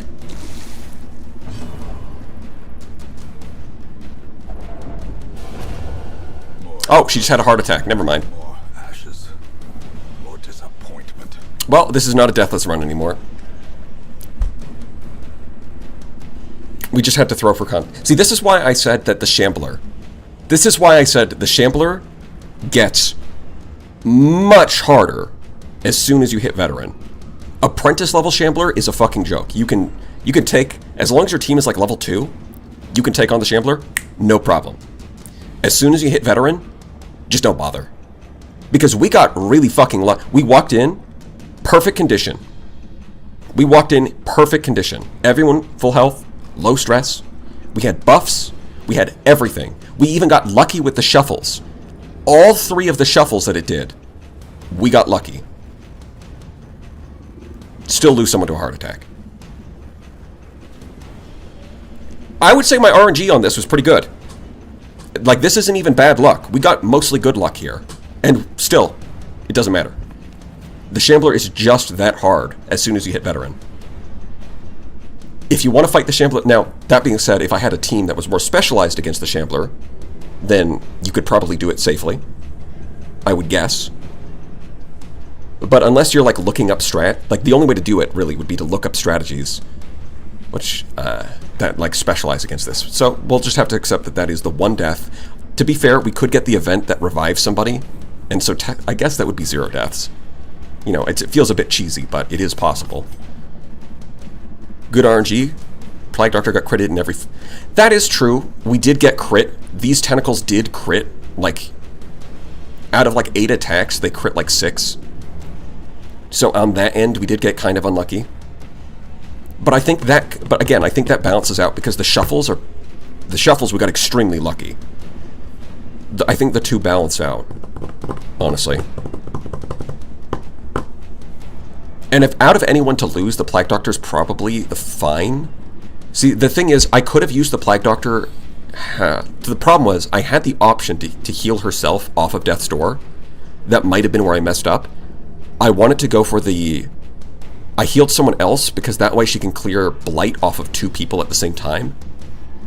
Herself and the target. But in order to do that, it means that she's not healing herself. I thought that that would be worth it. It unfortunately bit me in the ass.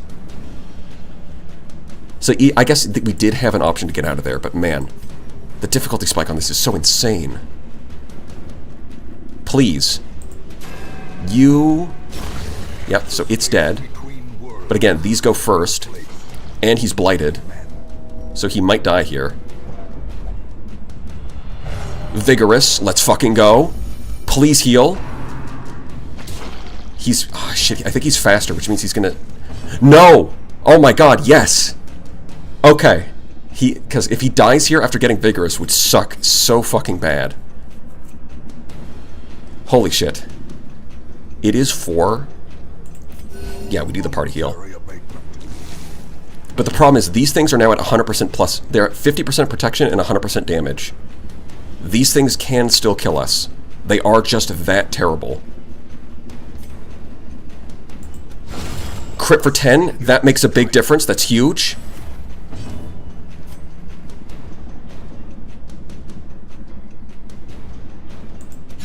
Dodge. Stop missing, please.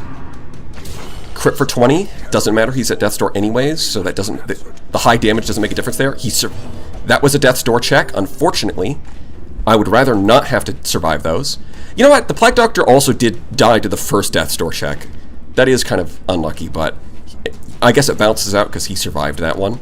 And then he heals himself with Vigorous. That's incredible. Smooth. And when it comes to the afflictions, it is a 25% chance for a positive one. So we got exactly the average odds of 3 and 1.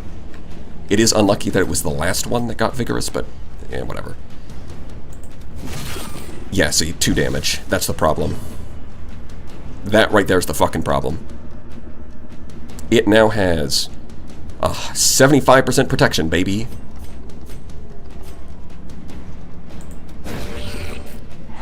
We did get the stun. That was a 50-50. But yeah, this is where the Plague Doctor would be really useful, because Blight would ignore the 75% protection. But now that they've hit 3 times, it gets... Look at those buffs. 150% damage, 75% protection, 9 speed, 60 accuracy, 15 crit. This is why you focus down the tentacles and kind of ignore the Shambler as much as possible. Because if you let them get off, like, a couple of buffs, they just go completely insane. And then you just die. Even if you kill the Shambler, you will just die to these things. Unless you fucking crit them. Let's go, Smooth Bandit. Insano style. Actually the strongest. We got all of that for a fucking Tentacle Idol? Good God.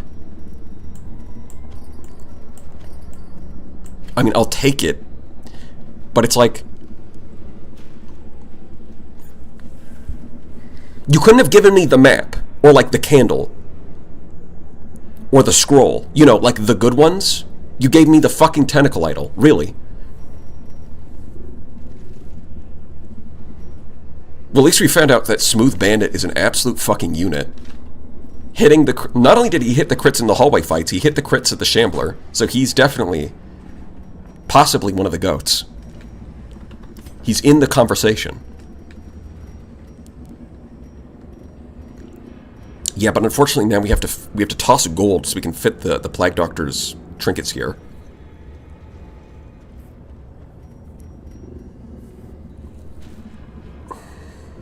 The game is trolling. It is the ultimate gambling roller coaster. Yes.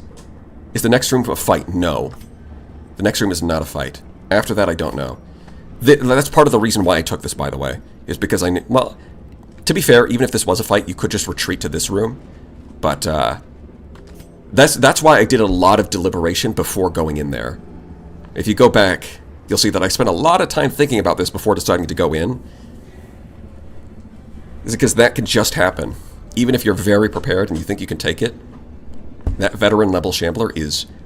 And it gets even worse at champion level. I am not gonna bother fighting the champion level Shambler. It is much worse. The only one that's really worth fighting is the apprentice one. You know, from a value standpoint anyways. From a content standpoint, go ahead, get wiped. It'll be fun, I promise. Yeah, I don't like throwing out all of this gold, but that's the only option here. Protective padlock also, yeah. Darkness closes in. Yeah, we have to camp. There's no choice. It's the only choice. Oh, I forgot to take... Shit. Wait, that actually mattered. I needed to take this off first before clicking that so I'd have more food. That is not great. I will be honest. I'm not sure we can finish this dungeon. Not only... Like, we're missing a guy. These two are remarkably close to heart attacks. At the very least, Sanctuary does... Yeah. He's at death's door, so he's going to get a massive heal off from that. We could click Revel, but then we get minus accuracy, and minus speed, which is just awful. But I think we have to click this if we continue. It is literally the only option. Because if we don't, then we take away too much... We're just too high on stress. Oh, did she refuse? Yup. She refused anyways. I think we have to abandon this dungeon, to be honest. 146 stress is just way too high. I already lost the Plague Doctor to a heart attack. I don't really want to lose the Vestal as well. Stochastic Turtle. I think, yeah, I would rather see you live another day, to be honest. Although, with that being said... Yeah, I thought I could keep this and keep going, but now that I'm reevaluating, I really think I can't. So I probably should have just kept all the gold. That being said, we do make a lot of gold anyway, so it's not the end of the world. It really isn't. But yeah, I think we have to give up on this one. Does anyone have Encourage? No, of course not. That's actually a good skill. Why would you have that? I think we just click random shit, and then I think we leave, to be honest. Which is going to stress them out, but since they're already over 100, it gets reduced back to 100 when you go back to camp, so I don't think it matters for them. For him, it's going to stress him out, but he's also at like 12, so he's probably going to be fine. Yeah. I don't think we can really risk getting hit, like, because we could just get into a fight, run into a madman, and then he just spams attacks on the Vestal, and then she just has a heart attack. I don't think we can really risk, like, she's at 27 health, so she wouldn't die immediately, but putting her to death's door is too risky at this point, I think. I think we've abandoned the quest. All for a fucking tentacle idol. It's better to be stressed than to be dead, to be honest. The metal of heart, brain, and body. You know we won't let you walk past a max level Shambler. Yeah.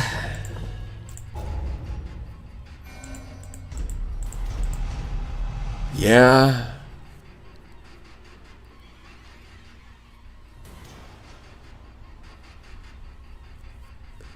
Smooth Bandit is, in fact, an Archbishop of the Hit It and Crit It mantra. That's true, Mega Max.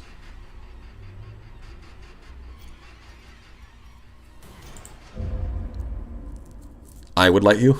I can still see their angry faces as they storm. We'll see. But I was dead before they found me.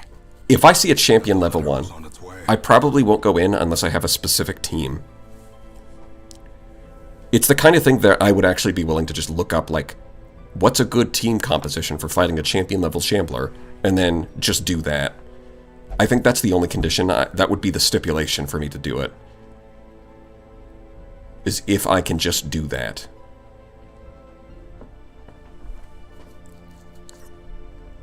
Yep, so now we have one name in the graveyard. Rest in peace, Kribby. 07. Let's press F to pay respects. Veteran Plague Doctor had a heart attack due to unsustainable stress. It doesn't even mention... It doesn't even mention the Shambler. Come on.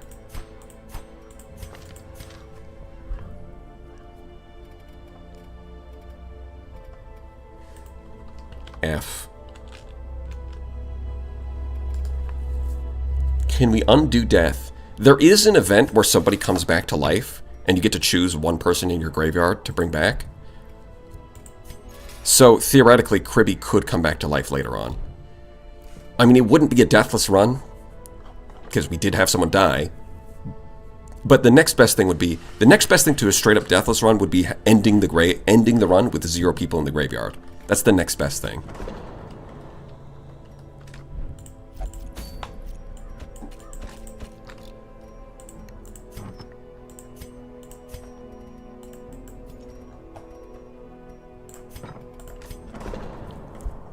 Honestly, as far as losses go, that was not bad. We had another Plague Doctor anyways. We got to keep all of our trinkets. Our other characters are mated out. We honestly got more loot. We still got like a positive income from that mission because of the secret room. We still made more money than we spent on that. So like everything about that mission was kind of a success, except for the fact that someone died. Let's see. Ruins phobe? Yeah. Developed a fear of the ruins after that one. Honestly, the two of them have so many negative quirks as well now. It's a little insane. Who's going to be the new hire? I guess you lost what Crippy had equipped, right? No, if you win the battle, you get to take it back. In fact, that's part of the problem, is that we had to toss out some gold to grab the Blasphemous Vial and the Feather Crystal. But of course it's worth it because these things are really good.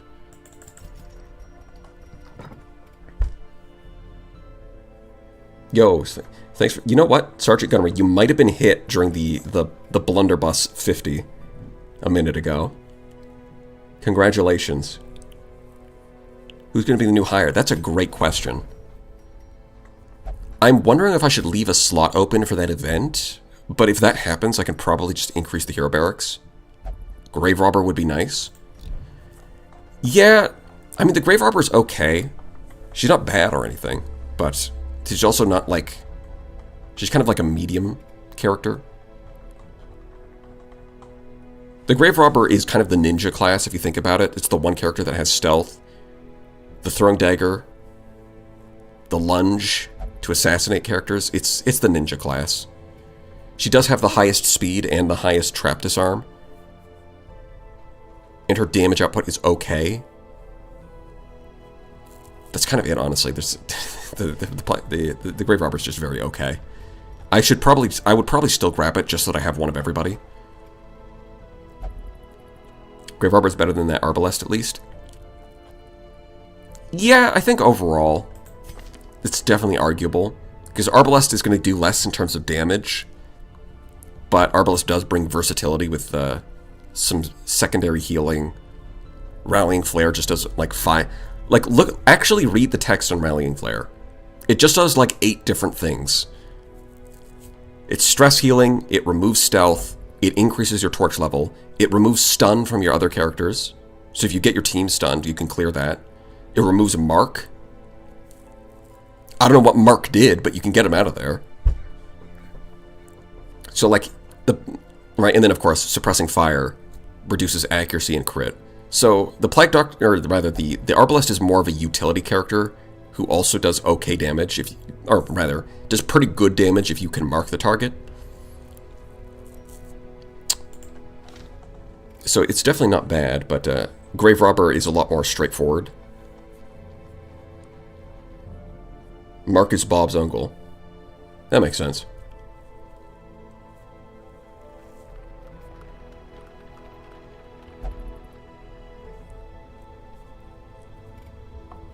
Oh wait, 3 level 5s. No, I think it's when you hit 4 level 5s. I think. I might actually have to look that up, but you've put doubt in my brain tank. But my understanding is that you can only get the Bandit event if you have 4 level 5s. And before that happens, I would really like to just speedrun to level 6 and also max out like Blacksmith and stuff. It did not get as many of these as I would have wanted. How's the guild? 24. Okay, so I would need 8.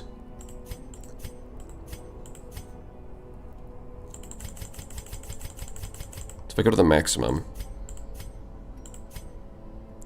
it's 1 short. Oh, damn.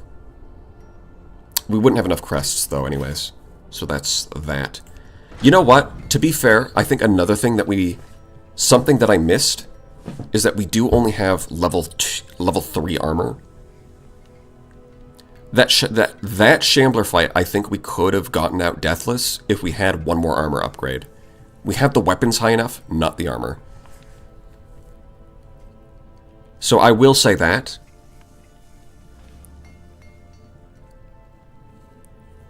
The veteran level Shambler is probably doable if we had level 3 armor as well. So not only do you need to walk in with camp buffs already on your, like, stacked on your characters so that they have bonus stats, you need to walk in at like full HP, very low stress, and you need to have level 4 armor plus weapons.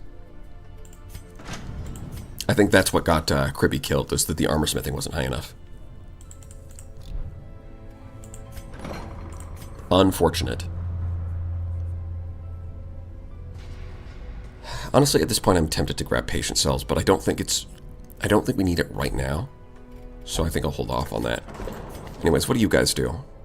Can you do anything? You can do anything. You can do anything. Awesome. I think it's Penitol and Transept. Do we upgrade them? That just increases the number of cells. Yeah, no, we're good. Go to prayer.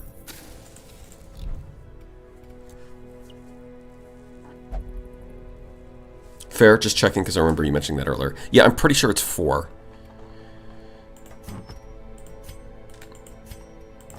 Because, yeah, because it's the, what is it called? Darkest? It's darkest level. The difficulty jumps from champion at level 6 to, or level 5 to darkest at level 6. The abandoned event is level 6. Like, even if you have characters with maxed out armor, maximum level, maxed out skills, it's still very dicey, I would say. It can be very dicey. All it takes is a couple of crits on that mission, and you can still end up dying. So if you go in with characters that aren't maxed out, I mean, you can just kiss your ass goodbye.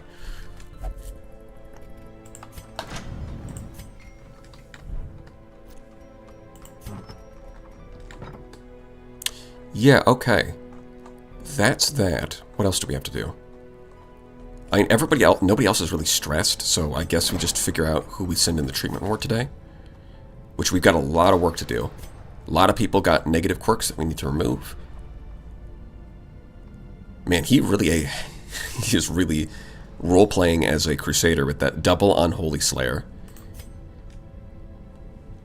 Thanatophobia does suck. Right, let's roll through them. How do both of my lepers have anemic? That's so unlucky. Stop being anemic. Get more blood.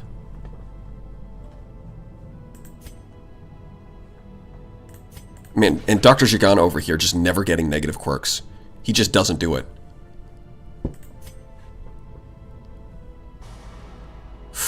You know, okay.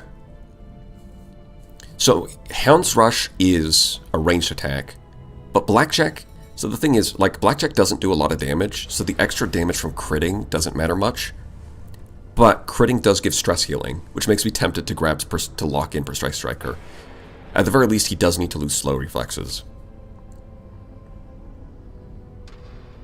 Dark Temptation's also a pain, but he has nothing I really want to lock in.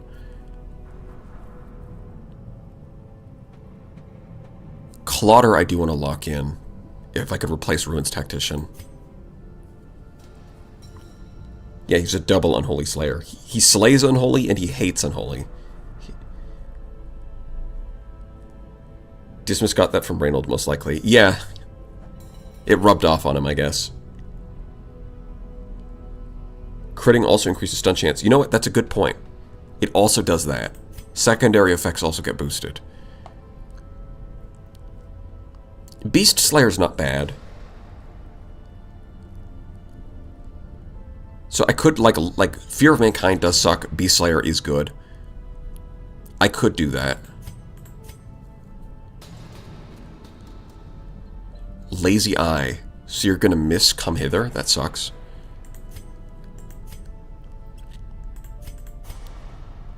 Yeah, I think Dr. Fox. Plague Doctors are valuable, and we did just lose one, so I think we're gonna set you up for victory. Remove Fear of Mankind. Lock in Beast Slayer. It'd be nice if it was Eldritch Slayer instead, but, you know. Sometimes you take what you can get.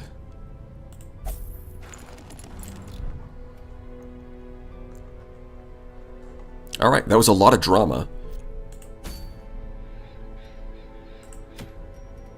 Dark Tampering. Why are you giving me the most useless crap? try to unwind with something a little shorter. Oh, Bright Tambourine. It's very... I mean, I'm using Jester purely as support, so it's kind of like, oh, okay. He takes reduced stress and does better stress healing. I'm not actually sure if it's worth it, though, because usually Feather Crystal Camouflage Cloak is probably better. Just stacking up a ton of dodge and also the extra speed. But I wouldn't mind having it as an option. Especially if I'm playing with a lot of, like... Because it would allow me to run other characters with a lot of stress increasing trinkets. And then I could offset that with the extra stress healing for Bright Tambourine. You know, in theory. That in mind, I think we're going to the Cove. Cove time. How many deaths we got? Oh my god, no fucking way. No fucking way. Did you just show up after the battle? That is insane. Guys, we gotta press F to pay respects again. Oh my god. No fucking way did you show up right now. Yeah, Crippy, I've got bad news for you. Rest in peace, buddy. I will say this, it was a worthy death. If you want to watch the VOD later, we fought the Shambler. It was a tough battle. It was an insane battle. There was a lot of RNG. We got crit like 6 times, but also the Shambler shuffled us, and it was insane. The RNG was like just ridiculous on that fight. Both good and bad. It was quite honestly, they're gonna write like bards will be writing songs of that battle for generations. It was kind of insane.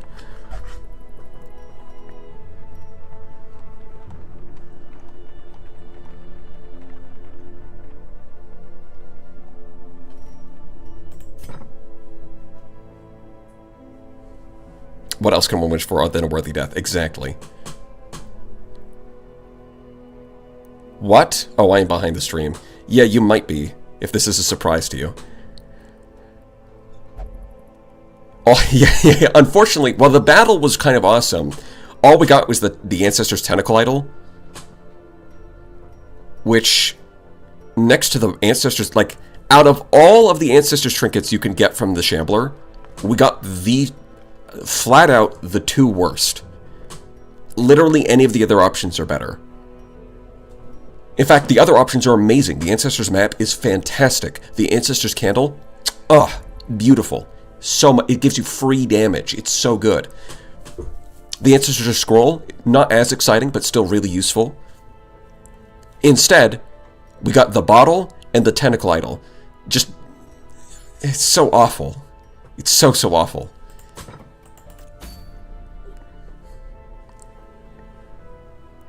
In essence, we traded a man for a bad dragon toy, more or less.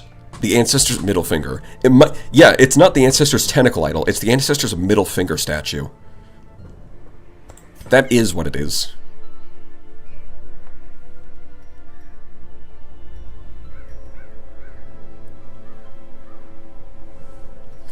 But yeah, I think we're gonna go to the Cove. We're gonna grab we're just gonna grab this. It'll be, you know, quick, easy in, easy out. It'll be so simple. Wait. Oh, that's right. We can do this setup where we go come hither.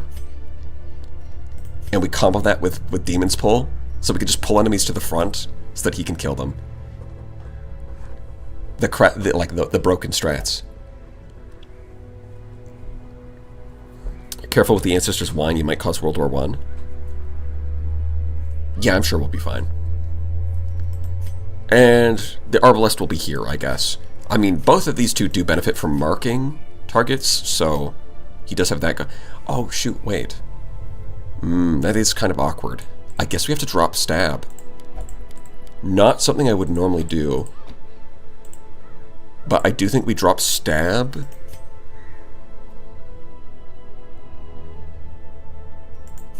so that we can mark, set up for both the Bounty Hunter and the Arbalest. We want Daemon's Pull so that we can set up for him, even though we already have Come Hither. Because being able to double pull is kind of useful sometimes. I think we drop Stab for this one. That's fine. He's not going to need it.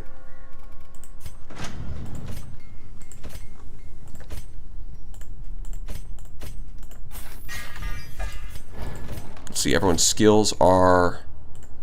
there we go. Yeah, that looks good. Okay. We got a shitload of money, but we still need heirlooms. Our trinkets are also pretty nice. So this is a case, yeah, Fortune Amulet.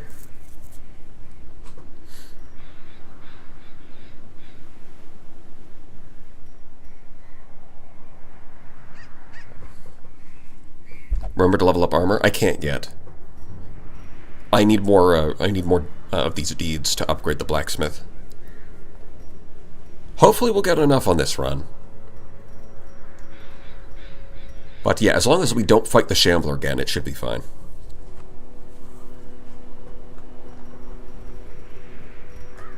What else do I want? I think we can run into the big crabs, and for that, bleed resistance would be nice. Oh, you know what? The Crucifix, of course. Even with the HP penalty being minus 20%, he still has 40 HP. Because he's just that tanky. And then the 30% bleed resist and 25% versus Eldritch, which is the most common enemy type in this area. He's kind of insane with it. Yeah, I think we go with that and that. It does make his dodge kind of bad, but he should be able to survive anyways. You know, probably. Also, his crit is going to be insane. Yeah, it's 17. And then when his crit chance is like plus 11, so he's going to have 28 crit. He's up there with the Bounty Hunter. And then, yeah, you can do... Not Brewston's Head. No, Dismas Head is probably for her.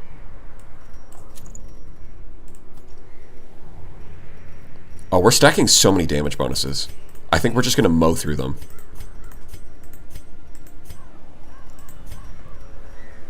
I guess the question is, what else do you run? If we've given everybody else the damage stuff.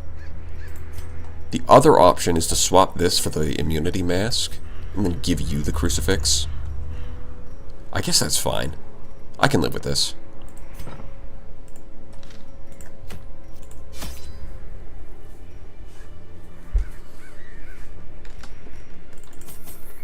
We food, we torch. You want to level this area. You want more shovels than usual because you can also use them to open chests. You don't really need with keys for that reason. Herbs are good though. Actually, we get free herbs. Okay, I'll just hold on to those. You know what? Bandages are also pretty good in this area once you hit veteran level. Holy water, that could show up. Probably not though. I think we're fine without it. Yeah, let's not go over. Yeah, I think this is good. Food, torches, shovels. Probably good. I am tempted to bring more, but I think we'll be fine with 4. 4 is already a lot.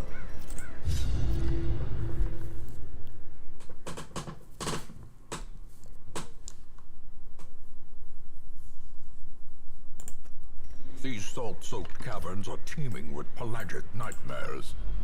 They must be flushed out.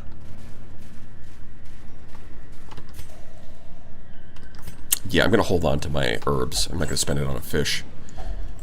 If only treasure could staunch the... Bro, it's not even treasure. It's 1 torch. What? I don't know why the Ancestor thinks the torches are treasure. He must be confused in his old age. Okay, so before we get to do anything, the Arbalest has already been pulled forward. Honestly, like the the cultist is just a straight up a hater. They hate the Arbalest. Gotta respect the grind. They just hate that. They're just such a hater that they focused on her. Although this, yeah, that fucks up their positioning pretty bad. Well, I'm gonna pull you, and then you can take care of that. Yeah, this fucks up his positioning because he can just all he can do is this. That being said, it's not the worst thing ever. Just dodge, easy. Because it forces him into Stumbling Scratch. Although that does push the cultist back.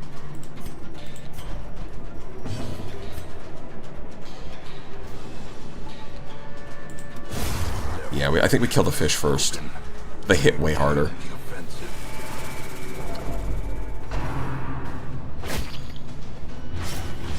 Dude, how did he know? Bleed resist? Bleed resist.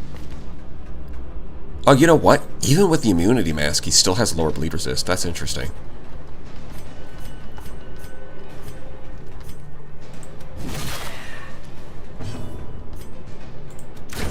Yeah, Arbalest kills that. Excellent. Destroy them all. I think we'll let you kill that, so we focus on this instead. Yeah, just crit for 38. Ceremonial cut, yeah. Now that he's in the front line, he's completely useless. This could kill. He's gonna crit again, isn't he? Ooh, no, that's the first time he didn't crit when I called it. You know, he decided to be nice today and not crit when I... Because I did... that. Like, if he did, then I wouldn't get a chance to heal. So that was a case where I actually didn't want him to crit, and he obliged. What a thoughtful young man. Let's see. Stress healing would be nice. It's not great, but it's something. Bro, how do you always miss the stress healing? It's a 2/3 chance.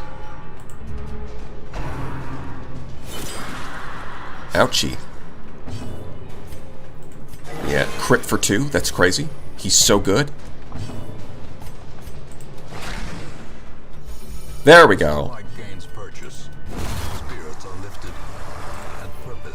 That's the way you do it. That's the way you do it, boys. Yeehaw. Let's freaking go. Oh, okay. Mind that such missteps are the exception. Yeah, we'll get that curio on the way back. He got tired hard carrying. He's taking a break. That's fair.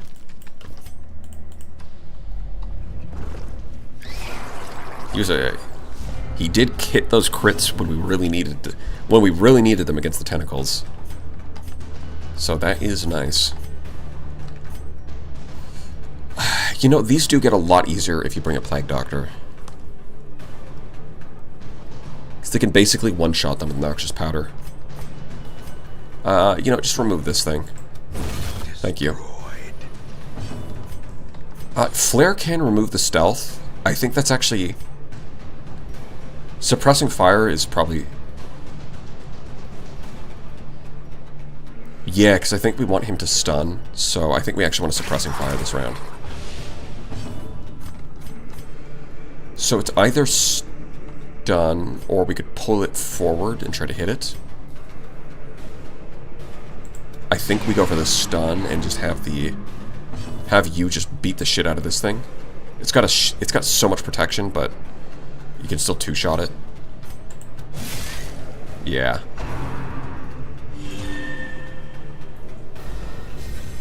Oh, of course, they just immediately heal it. I guess that's better than it casting Stress Wave. And then it does cast Stress Wave and it misses anyways.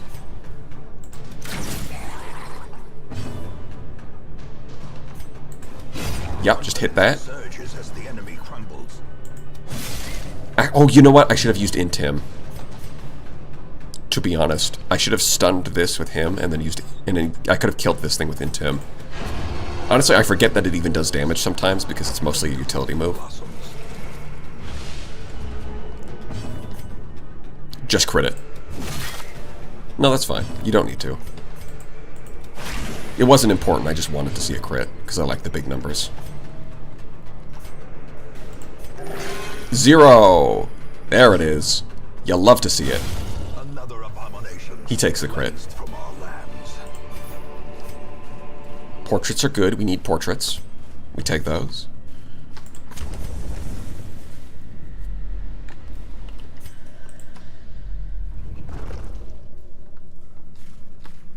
They have a heal? Yeah. They don't use it too often, but the fish wizards do have a heal.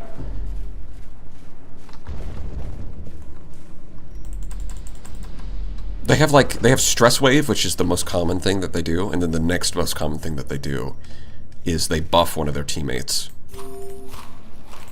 But occasionally they do heal. Shovel. Finding the stuff is only the first test. I break open the chest with a shovel and it rewards me with a key. It feels like a riddle.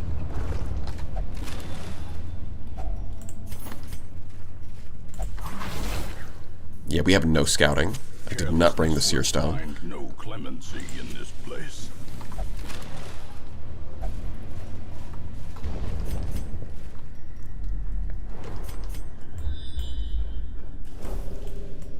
I guess you could say that this will be the key to victory. Ooh. Oh, you know what? I think this one uses anti-venom, doesn't it? No, we don't. We have herbs. Okay, so both of these are worthless to me. Yeah. The healing you get off of the anti-venom is nice. Because it's battle rooms, it's not scouting, so going to this room does nothing for me. I was hoping that the curios would be worth something, but they're worth nothing. Yeah. The map is actually useful here. There we go. Oh, wow. It almost caught everything. It's pretty good.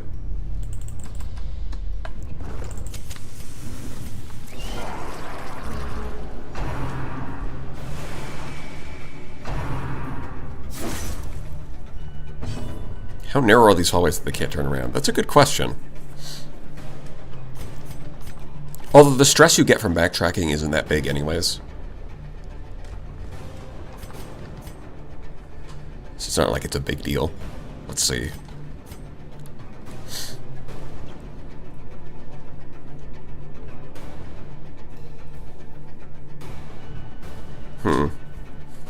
So I can intim to reveal him. Yeah, you know what? Let's go for that line. Let's see how it goes.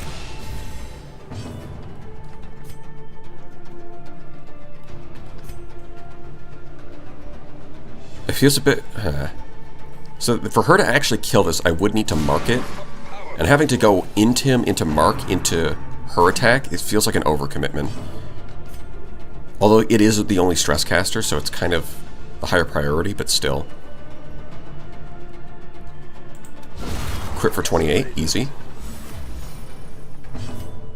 Again, they do have really high crit chance after we stacked up the item. And then plus 9. It's 21. Goes up to 30 if we can get the... if we rest. 19? That has to be like the lowest of low rolls. That's insane. Alright, well, finish the job. That's how you do it, baby. Crit for 36. This man knows how to do his job. Take notes, Arbalest.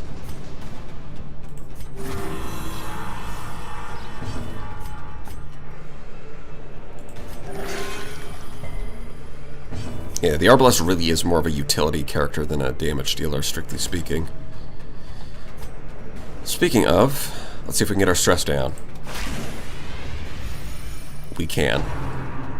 A 36 crit when it's not even. That's why he's the GOAT. Smooth Bandit might be the best, might be the best bounty hunter I've ever had. And the thing is, he doesn't even have quirks that make him better at killing things. He has like reduced stress, good versus unholy. We're not fighting unholy, we're fighting Eldritch. Blight resistance. And like reduced stress. He's just killing them because he feels like it. Let's try a flare again. Yep. It's not amazing, but it is nice.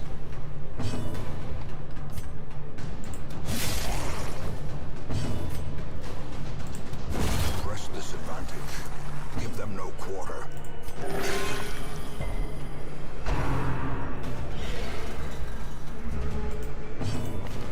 Now he's cursed? Well, what do you mean? Because he just didn't crit? He can't crit every time.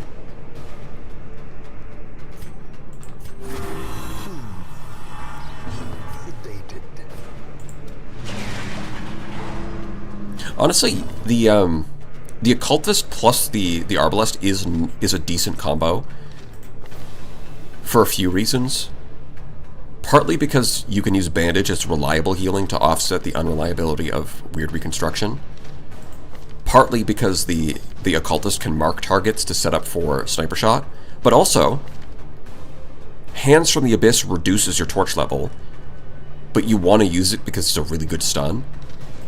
Whereas Rallying Flare raises your torch level, so they kind of like, you use this to lower your torch level, and then you can offset it by using Rallying Flare. So they do kind of work together nicely. Hit it with the big bonk.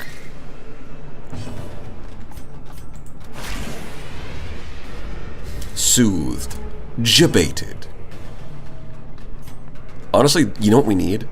It's someone needs to do one of those, like, train some kind of like AI voice on the narrator, and then just make a mod where he says everything in like Gen Alpha lingo. Soothed. Jebaited.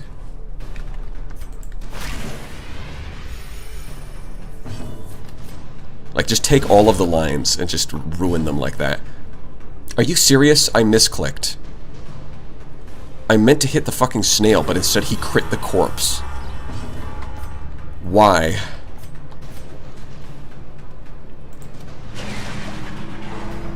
Yeah, you can get the chain stun.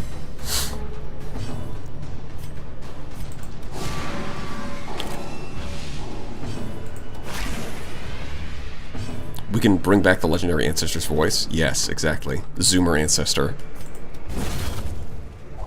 Please, we don't need that. Oh, but I assure you, we definitely do. We actually don't need that many more torches. We can toss that.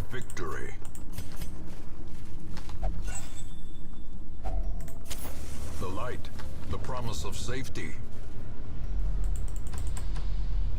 On gang, no cap. I was totally minding my own business in the estate. Gang, on no cap, on a stack. But this prophet man, he was whack. No, whack has got to be like older slang. That's probably older than me. Deadass unplayable without Zoomer voice lines. Like, exactly, like that.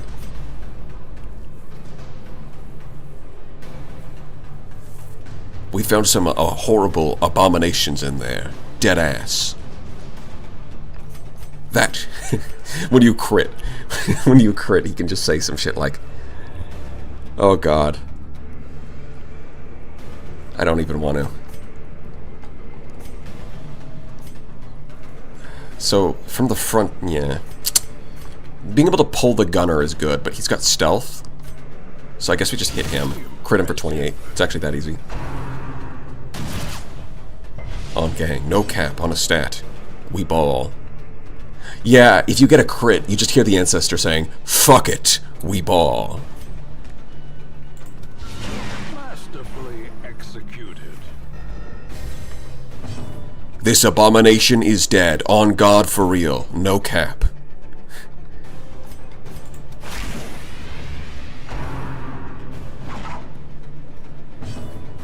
The path is lit.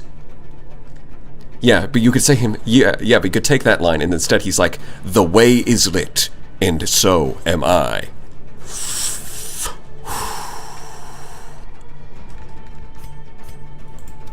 Right, that would take it to the next level, honestly. Yeah, pull him to the front. Fuck that guy in particular.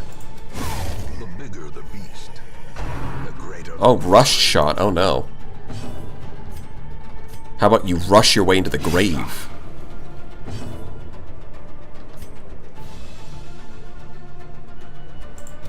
Yeah, it's kind of hard to hit rank 4, so we'll do that. Harmless poke. Easy dodge.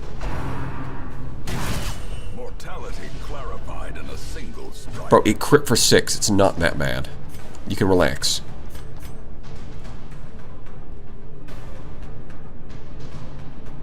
Yeah, I think actually we want to shoot him, and then we'll pull the other guy to the front again.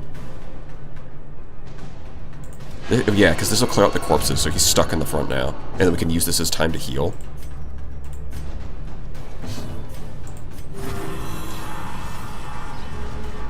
Yeah. Yeah, if you get crit, he just says, skill issue.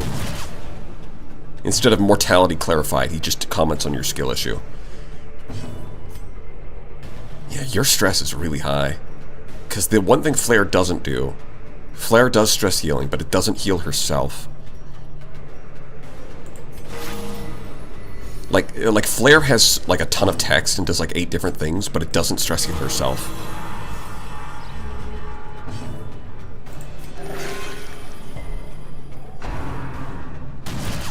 Yeah, rushed shot. Sucks to be you. The match is struck. A blazing star. Born. Wow.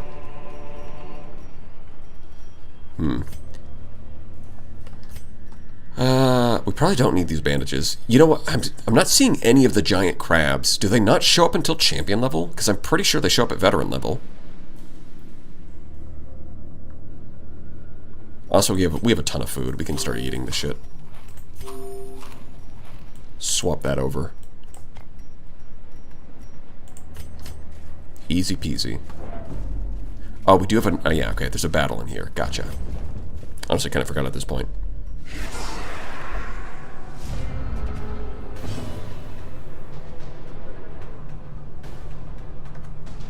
The crabs can show up at any time. They don't show up in apprentice level. But they can... I'm pretty sure they can show up at veteran level. I guess we're just getting lucky and not running into them. You know what? Fuck you. Fuck you in particular.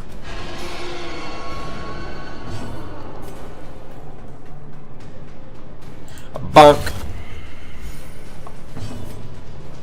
Yeah, no, those two are stuck at the back and they have to use Stumbling Scratch. So if we just hit the grouper. Oh, and we just dodge. Oh, they're even doing it in the wrong order so they get stuck at the back. That's funny.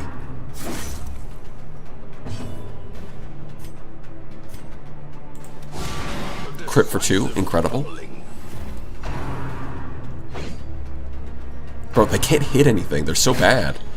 Oh no, 4 damage. Look at these bozos. Crit for 38. That's how you do it, Arbalest. That's a fucking crit. There you go. You're figuring it out.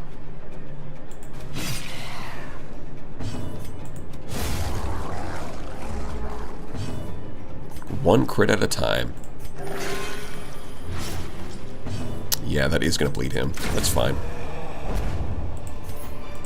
Foolish horrors. Well, that would have been useful a little bit ago, but I'm still tossing it. I think we just camp here. We camp. We... Close in Hold on. tenuous firelight. Oh, shit! Uneasy companionship. I'm on the wrong character. Fuck. So what I meant to do was to take off the Talon, but because I was clicked on the, you can't click on different characters in this menu. So I'm stuck. So I can take the trinkets off, but it's only for the leper.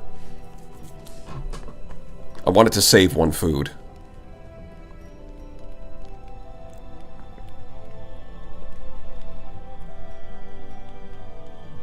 I guess we'll just do half rations. Because we do have a little bit to go. It's not a lot, but we're probably going to get at least 1 hunger check. And if we do feast to get the stress down, then we're only going to have 3 food left, and that would suck. On the other hand, a full meal we don't need because it only heals health, and we're already at full health. So half rations it is. Press Q. What would that do? When the Ancestor attains the focused virtue, the Ancestor's like, locked in, for real. Bro is locked in. Yeah, instead of saying, many fall, but not this one, not today. Instead he'll be like, bro locked in, for real. I'm the Ancestor, yo. That's so bad. That's not even, just ignore me. Quarantine. Yeah, I mean, just take damage and reduce everyone else's stress. That's honestly fine. Although I think I did this in the wrong order. I was probably supposed to do commune first. It's fine. It's not a big deal. Definitely need to get her stress down. It is way too high.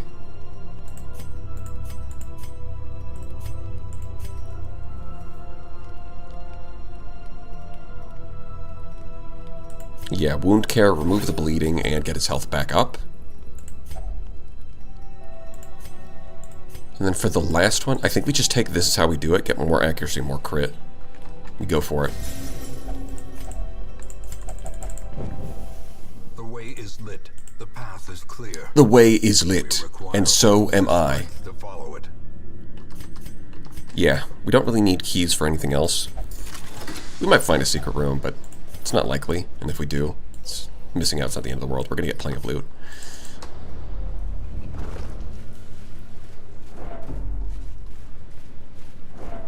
Even in the hardest battles, never lose your riz. Wealth beyond measure. Awarded to the brave and the foolhardy alike. Wealth beyond measure, awarded to the goats and the cringe alike. Awarded to the goated and the cringe alike. Something like that. Another mariner, another misfortune. Alright, battle. Battle time.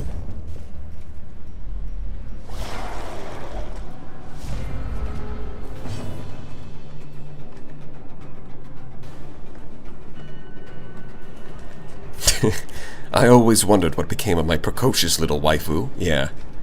I'm sure he would say that. For real. Definitely. Okay. Yeah, I think we just hit this one. It's that easy. Just stack crit bonuses and he goes crazy. Stealth can't hide you forever. Fucker. Yeah. See, once you, like, the stealth... It is so nice, because it's like, it gets our torchlight up. It stress heals 3 characters. And it removes stealth from the enemy. Plus it counteracts stun if we ever run into that. Although we don't get stunned too often, just because the developers know that getting stunned would suck. So they make the chances really low. Although, we are in the... You know what? There is one enemy that has a good stun chance, and it's the jellyfish. And the jellyfish is in this area specifically. So we're in the right area for that, too. Okay, they just did a bunch of shit. Well, we stun you, because that removes the protection. Yeah, you know what? I think I misplayed. Instead of stunning, I should just use Daemon's Pull to pull this guy to the front. So that way, he, like, even if he gets guarded, he's still just useless. Because once he... Yeah. Well, whatever. Just kill him. The bounty hunter will just kill him anyways. It doesn't matter. Imagine needing to strategize when you could just use the... When you could... Smooth Bandit could just one-shot them. Mega Max and Smooth Bandit. The dynamic duo.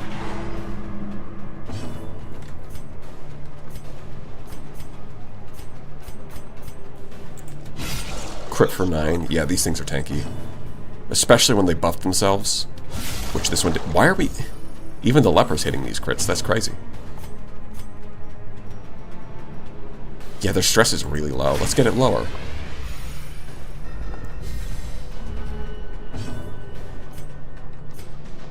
Hit him with one of... Go ahead. Hit him with one of these. Mark him. Mark him and bark him. And whop. Easy. These nightmarish creatures can be felled. They can be beaten. Yeah, drink your holy water. It's trapped. And you resist it anyways. Easy. So yeah, there's definitely a battle in this last room. That confirms it. Because it's not over yet. Is this even worth it? I don't know how bad it is. It's another one of those that can give you good, like a random quirk, or can stress you. But I'm not sure how much the stress is. Yeah, fuck it, we gamble. You guys already have maxed out. Yeah, gamble. And we got second wind. Gambling pays off, folks. And there's that last battle. Now that map might have seemed useless because we could already tell there was a battle here, but the fact that we scouted it now means that we can't get surprised.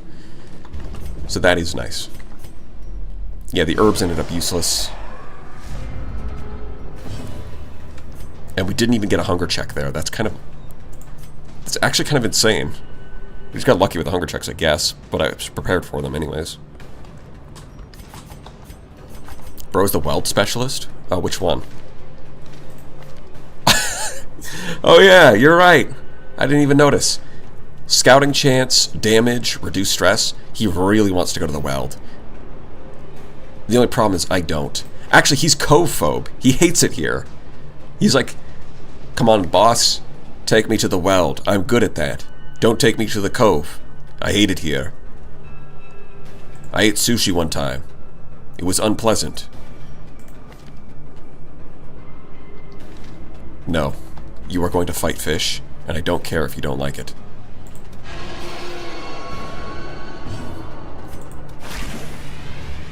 Reveal yourself, coward. Wait, we might be able to kill both of them. Wait. If he crits this, he could kill both of them in one hit. But that's really unlikely, so instead I'm going to aim for her. Yeah, he didn't crit. Oh, that's right. If they use Stress Wave, they do move backwards.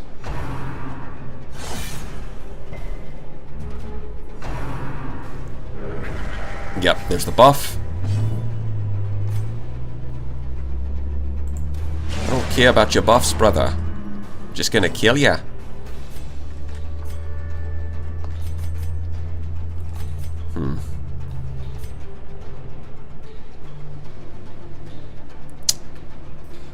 Yeah, I think I'm gonna pull him forward just so the leper can kill him.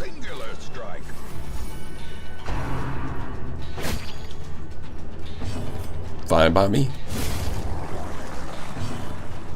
And yeah, you can start sniping.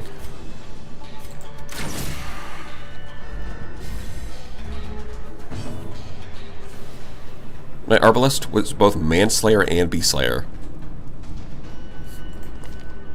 Yeah, she does slay. Very nice. Bro, 7? 7 damage. That's it's unthinkable. And miss? Wow. I will be honest, you would think that having the tank pushed the back row would make it unable to do its job. I don't think it does. Let's see.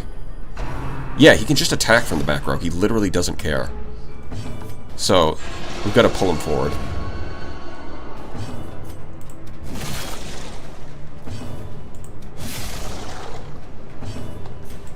It's like you might think that putting the enemy tank in the back row would nerf it somehow, but it really just doesn't.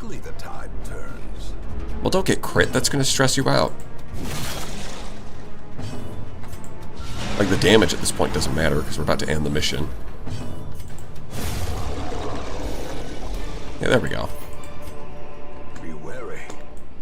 Triumphant pride precipitates a dizzying fall. Yeah. There we go. Return to Hamlet. The pungent odor abates.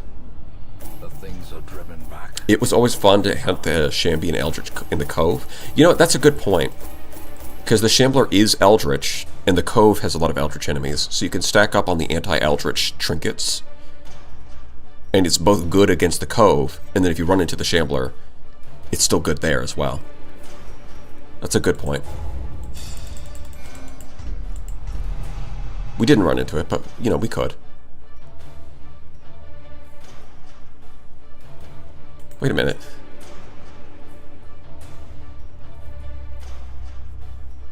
He's like, we just went to the Cove, and he's like, you know what? I like that so much, I want to go back there. Yeah, okay.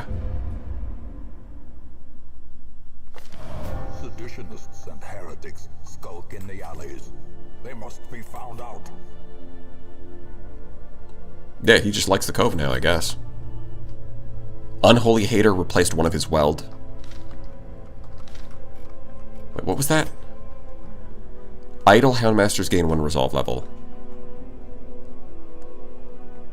Oh, fuck. No, wait. So this one going to level 6 is good. This one going to level 4 is going to mean that we could end up getting the Bandit event. The only way to avoid that would actually be to take him out on a mission so that he doesn't gain a level. Which is backwards from how you would expect. Like, normally you think if you take them out on a mission, they gain levels. But no, in this case, we actually have to take him out so he doesn't gain a level. That's funny.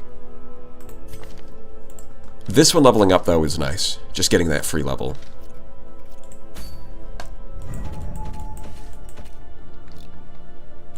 Because we still have a ways to go on our stuff.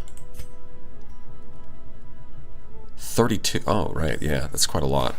How many for the guild? Only 24?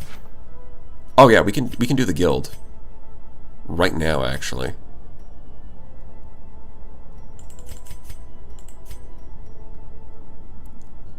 One, two, three, 4. Just like that. So now we can actually start leveling up our character's skills to the 2nd highest level. And we just need to pick up some more. We still need more deeds and a lot more crests.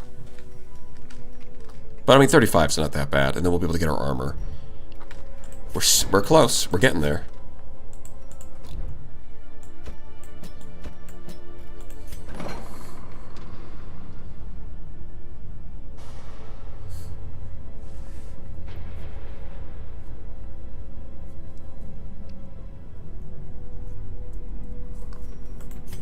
Vampiric spirits. Yeah, well, we'll remove that.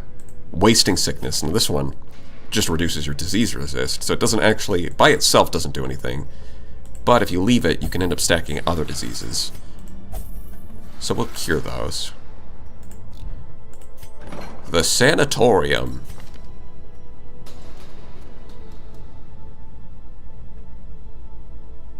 Don't really want to lock in any of those, to be honest.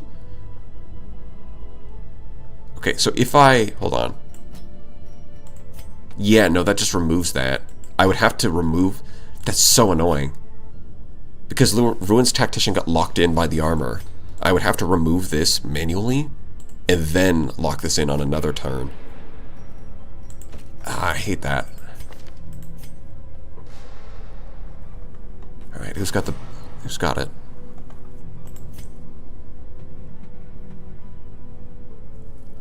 Oh my god, you have so much crap. Stochastic Turtle, I think I just need to start...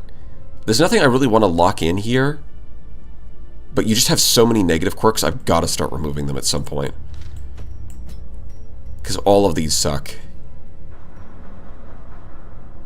Well, actually, Stress Eater's not that bad. But Claustrophobia, Phangophobia, and Cetomania. Fear of enclosed phases. He hates enclosed spaces. He hates light. He eats when he's stressed, and he's obsessed with food. That seems consistent. I think we gotta get rid of this, because it's basically just 20% stress. Because we're always above at high levels of torch. It's so ass. I could lock in Skilled Gambler, not because I want it, but because it is funny. Just go gambling. Ruins and Warrens. Yeah, don't really want to lock in the regional ones. Maybe Ruins, because I do go there a lot, but even then. Yeah, I think we just remove that. Okay. Anyone in the coach? Well, there's no grave robbers, so I think we're going to skip. Yeah, I don't want to spend my resources there. Okie dokie. So I think I'm going to throw him there. Nope. Stop yapping. I am not putting... Here's the thing. We've unlocked the boss, but it's a lower level than all of our characters. So we actually can't do the boss. Unless we get the event that lets your high-level characters go to any mission. But probably not going to happen. Hero's Ring. Wow. Look at this. Hero's Ring. 25% virtue chance. The Tentacle Idol is not much. It's really not that different. It trades out 5% Virtue Chance for an 8% Death Blow Resist. And it's supposed to be ancestral. It's not much better. It's barely better. It is barely an upgrade over a Hero Ring. And the Hero Ring's not even that good. It's crazy. Well, I guess the Hero Ring's... I say it's not good. It's good if you're trying to Virtue Farm for specific strats. But I'm not going to do that.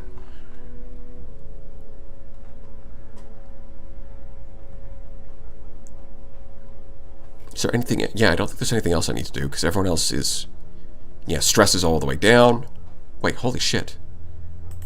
Wait, you went from 100 all the way down to like 10 after going to the...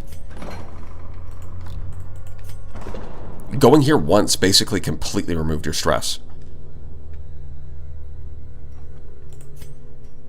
It's only been upgraded twice. Why would you need to upgrade it more? That's crazy. It's so good. Okay.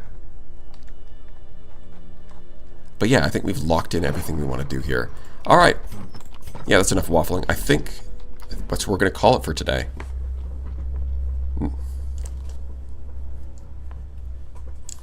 Yeah, no fish mummy. Sorry. Sorry, not sorry. Yeah, I think we're going to call it here for today. That's a good... It's been a good run.